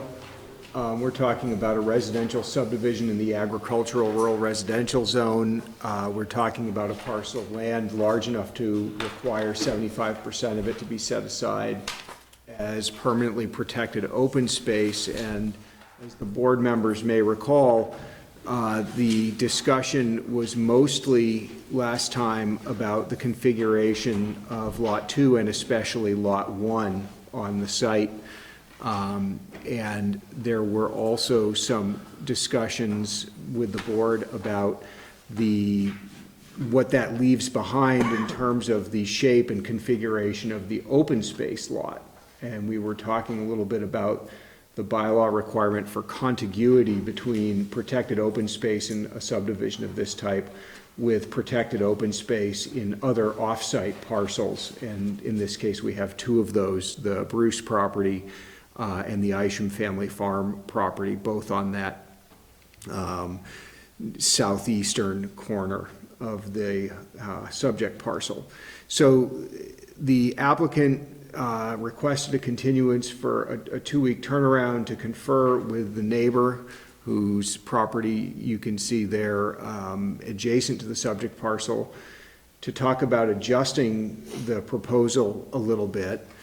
And what you have in front of you is an adjustment to that Lot 1 boundary, which now creates essentially a wrap of open space around Lot 1 and abutting one of the property lines of the Mezuzan parcel. So that achieves more contiguity with the other open space and makes a little bit of a funny shape in the end, but it does provide a buffer there and some additional open space connected to other open space in the town. So in terms of quantitative requirements, we're still meeting the 75% open space requirement. Lots 1 and 2 conform to the required minimum lot size of 15,000 square feet. The overall project still conforms to the required density of no more than 1 unit per 80,000 square feet. You may remember there's a significantly larger number of dwelling units that could be generated by the site. We're still well under those density limitations and meeting other requirements of the bylaw. And I believe the last item that might be up for discussion tonight is the proximity of that driveway easement to the other property line on the Mezuzan property. So we may discuss that a little bit tonight, but if that needs to be shifted a bit to accommodate a setback between where that driveway ends up and that side property boundary, I think that's certainly doable under the requirements of the bylaw. That's what I've got. So would you guys like to bring us up to speed on where you are and what we're looking at? If you'd like, or we can fire questions at you. I can tell you that we had a very nice meeting on a Friday afternoon. looked at all the possibilities, and this one seems to, again, from my point of view, which often is jaundiced and not quite as direct as it should be, I think, but seems to benefit everyone involved. I simply took the between 5 and 6 acres of the back part of lot number 1 and moved it over to the front.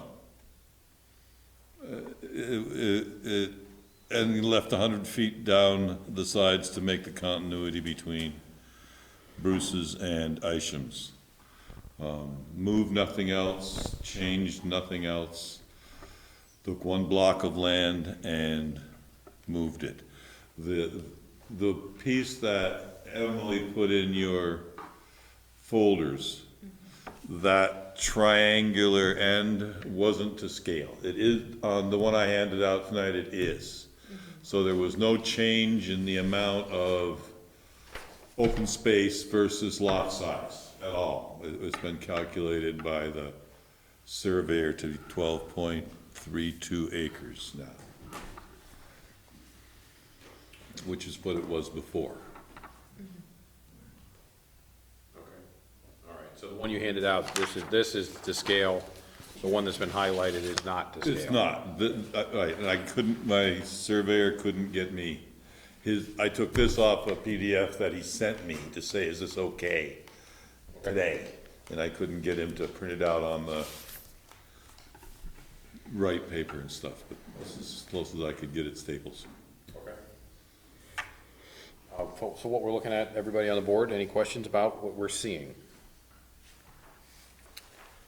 One question is, these 2 building envelopes that are picked, are these picked because they are the ones that provide the best view? Pretty much. Okay. Pretty much. And those building envelopes haven't changed on these plans, as I read this plan. No, there's nothing changed at all, except that boundary line. 718 feet, or 700. And Kevin, you're sitting here, obviously, and that makes sense to you? Yeah, it does make sense to me. Okay. There was conversation around the building envelopes, but Mr. Howard has already gotten an approval for wastewater treatment in the wells. So those remain the same. The recommendation from the Conservation Commission about moving it as far west as possible. But I guess that is something that can happen with the purchaser of the land, is my understanding. Can potentially ask for that to be moved if it's not a condition within the final plans. Yeah. So I note in your letter of June 20th that you would ask that the driveway access and the curb cuts be clearly identified on Butternut. Correct. Okay. And what did you have in mind, or is that just a statement that you're interested in having in the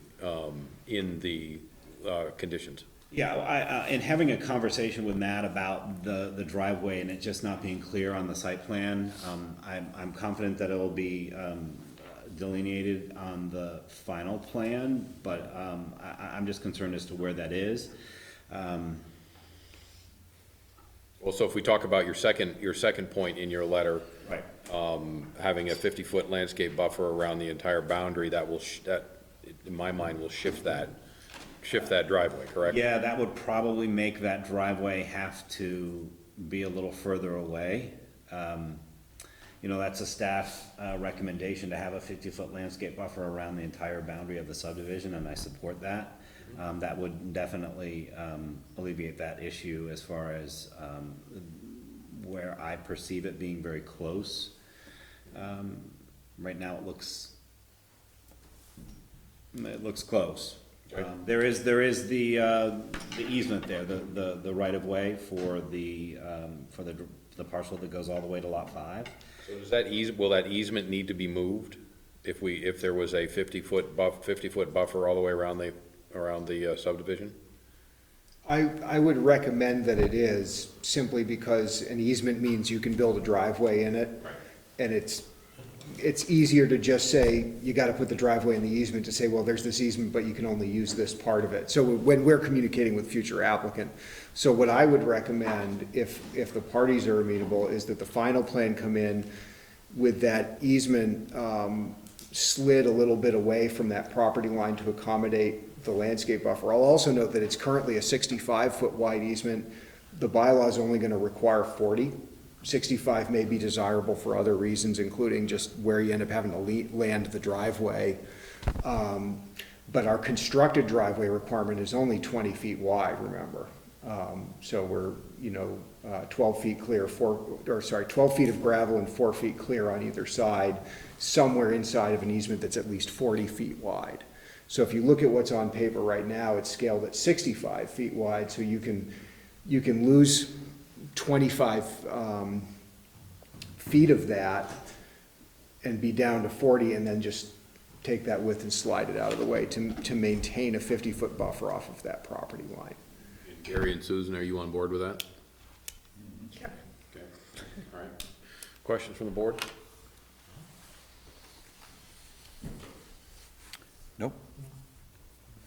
Any other comments you guys would like to make? Nope. Thank you for the process. Are we all in agreement that this is where we're landing? I hope so. Yeah, Yeah. absolutely. Yeah. It was interesting, it was a unique conversation Yep. 2 weeks ago, and I applaud Susan and Gary for allowing me to really participate, and Peter, you commented that it's the Vermont way to do things, and it really, Friday night was really great. I mean, Nick was there, and we had a really good conversation. It was Jill's suggestion initially, she's not here tonight, and that's too bad, but it was Jill's suggestion initially to come up with something, and So everybody's in agreement that the driveway is probably gonna be moving Down west. here. It's gonna be Yeah. moving west. The only thing I don't want is for that landowner to have a section of land above the driveway that's just a sliver wide. Yeah. That is either hard to maintain or anything, but yeah, it can come down. I can't contend with that at all. So in other words, Well, it only we're needs moving to at how many feet did you say? Well, it's gonna be outside the 50-foot buffer 65. So it's 50 foot, from the property. 50-foot buffer from the line, but the 65 is gonna shrink Well, the 60, I would think. Could. to 40, right? So what I'm suggesting is you don't have to take the 65 on that page right now. You don't have to move that whole 65 over if you don't want to. If you want to, there's no reason you don't, you would be prohibited from that.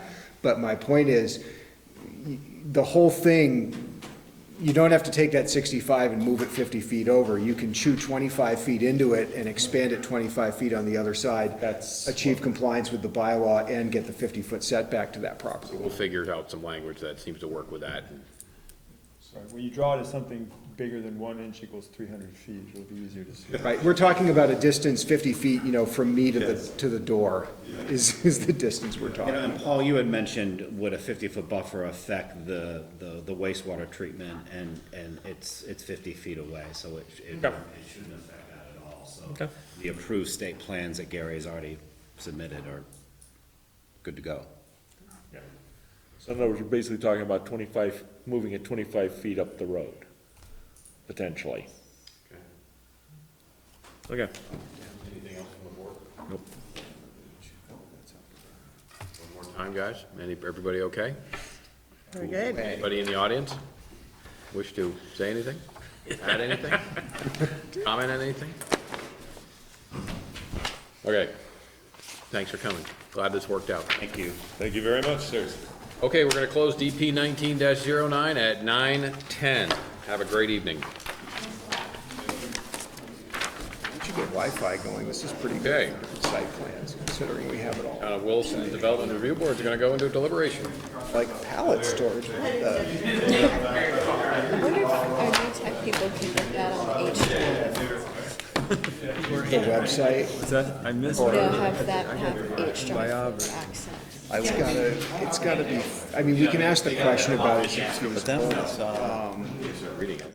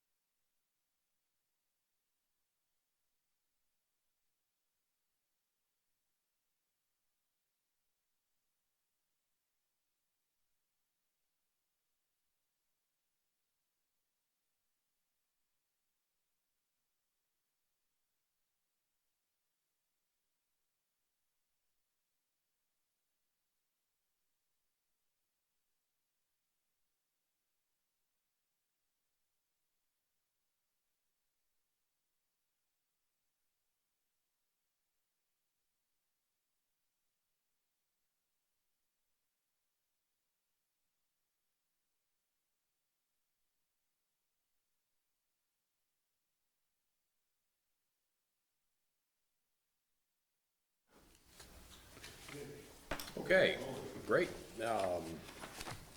The Town of Williston's Development Review Board is out of deliberation for Tuesday, June 25th, 10 o'clock. Paul, would you make a motion for DP 14-01, amendment number 2, Frijo building envelope change?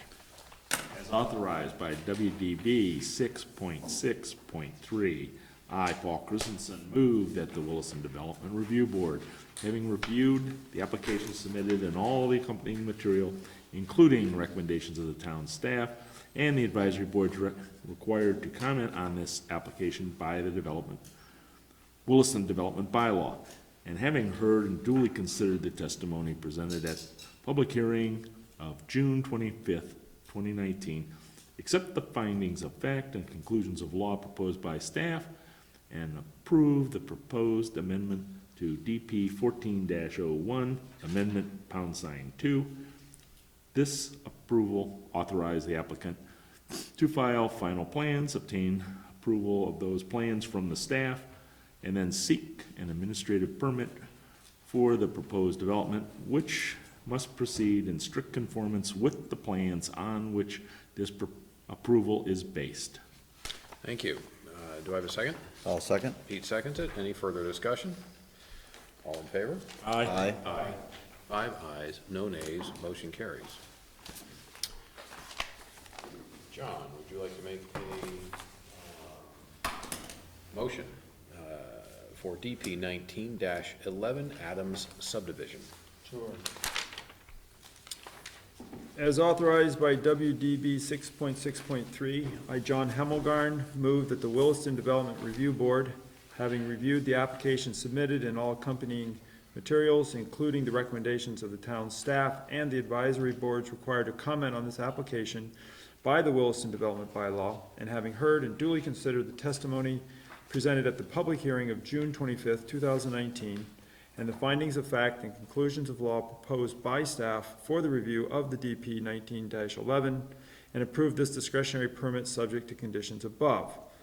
This approval authorizes the applicant to file final plans, obtain approval of these plans from the DRB, and then seek an administrative permit for the proposed development, which must proceed in strict conformance with the plans on which this approval is based. We are going to modify, first off, we're going to strike under condition number 2A, we're going to strike number 4 from the Williston Conservation Commission memo. We are going to modify condition number 22 to read, the applicant shall use a line of boulders to delineate the wetland buffers on lots 1 through 6 and 8. And we're going to add condition number 27, the applicant shall demarcate the 2 westernmost building envelope corners with boulders similar to the wetland buffer boulders. And number 28, no landscape buffer is required along the southern boundary of lot 1, lot number 1. Great, thank you. Do I have a second? I'll second it. Dave seconds it. Any further discussion? No further discussion, all in favor? Aye. Aye. 5 ayes, no nays, motion carries. Dave, would you make a motion for DP 19-19 JC Properties Office Addition? As authorized by WDB 6.6.3, I, David Turner, move that the Williston Development Review Board, having reviewed the application submitted and all accompanying materials, including the recommendations of town staff and advisory board required to comment on the application by the Williston Development Bylaw, and having heard and duly considered the testimony presented at the public hearing of June 25th, 2019, and the findings of fact and conclusions of law proposed by the staff for review of DP 1919, and approve the discretionary permit subject to conditions above. This approval authorizes the applicant to file final plans, obtain approval from these plans from staff, and then seek administrative permit for the proposed development, which must proceed in the strict conformance of the plans on which the approval is based. We will strike condition number 14 from the conditions of approval. Great, thank you. Do I have a second? Second. John seconds it. Any further discussion? All in favor? Aye. Aye. One abstention. Pete Kelly abstains. 4 ayes, no nays, 1 abstention. Motion carries. Mr. Kelly. Do I have a motion for DP 09-01.16, the Snyder FC Commercial Properties LLC and Riley Properties LLC? Yes, as authorized by WDB 6.6.3, I, John Hemmelgarn, move that the Williston Development Review Board, having reviewed the application submitted and all accompanying materials, including the recommendations of the town staff and the advisory boards required to comment on this application by the Williston Development Bylaw, and having heard and duly considered the testimony presented at the public hearing of June 25th, 2019, and the findings of fact and conclusions of law proposed by staff for the review of the DP 09-01, amendment number 16, and approve this discretionary permit subject to conditions above. This approval authorizes the applicant to file final plans, obtain approval of these plans from staff, and then seek an administrative permit for the proposed development, which must proceed in strict conformance with the plans on which this approval is based. We are going to modify and add a couple conditions, starting with number 3. We're going to strike 3B. And we're going to add condition number 23 to read, the applicant shall provide at least one airlock in retail spaces 1 through 5. Further, we're going to add condition number 24. Final plans shall clearly delineate the pallet storage area and provide specifications and construction details for the enclosure. We're going to add condition number 25. The applicant shall provide trash receptacles per WDB 16.4. And finally, we're going to add condition number 26, which says that rooftop equipment shall be screened in accordance with WDB 18.12.3. Thank you, John. Is there a second? Second. Paul seconds it. Any further discussion? All in favor? Aye. Aye. Opposed? Motion carries with 4 yeas, no nays, and 1 abstention. Mr. Riley abstaining. Okay. Pete, would you make a motion for DP 19-09, Howard 5-lot subdivision? As authorized by WDB 6.6.3, I, Peter Kelly, move that the Williston Development Review Board, having reviewed the application submitted and all accompanying materials, including the recommendations of the town staff and the advisory boards required to comment on this application by the Williston Development Bylaw, and having heard and duly considered the testimony presented at the public hearing of June 11th, 2019 and June 25th, 2019, accept the findings of fact and conclusions of law proposed by staff for the review of the DP 19-09 and approve this discretionary permit subject to conditions above. This approval authorizes the applicant to file final plans, obtain approval of these plans from staff, and then seek an administrative permit for the proposed development, which must proceed in strict conformance with the plans on which this approval is based. We are going to add conditions of approval 17 and 18. Condition number 17, the applicant shall clearly identify the driveway access / curb cut location from Butternut Road. Condition number 18, the applicant shall adopt the staff recommendation of a 50-foot landscape buffer around the entire boundary of the subdivision. Great. Do I have a second? I'll second it. Dave seconds it. Any further discussion? All in favor? Aye. Aye. Aye. 5 ayes, no nays, motion carries. Do I have an approval, or do I have a motion to approve the minutes of June 11th, 2019? I'm not a Dane, I'm a Norwegian.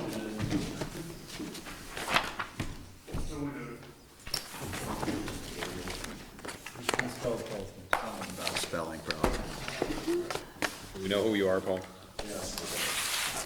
I make a motion, we approve the minutes of June 11th, 2019, As written? as written. As written.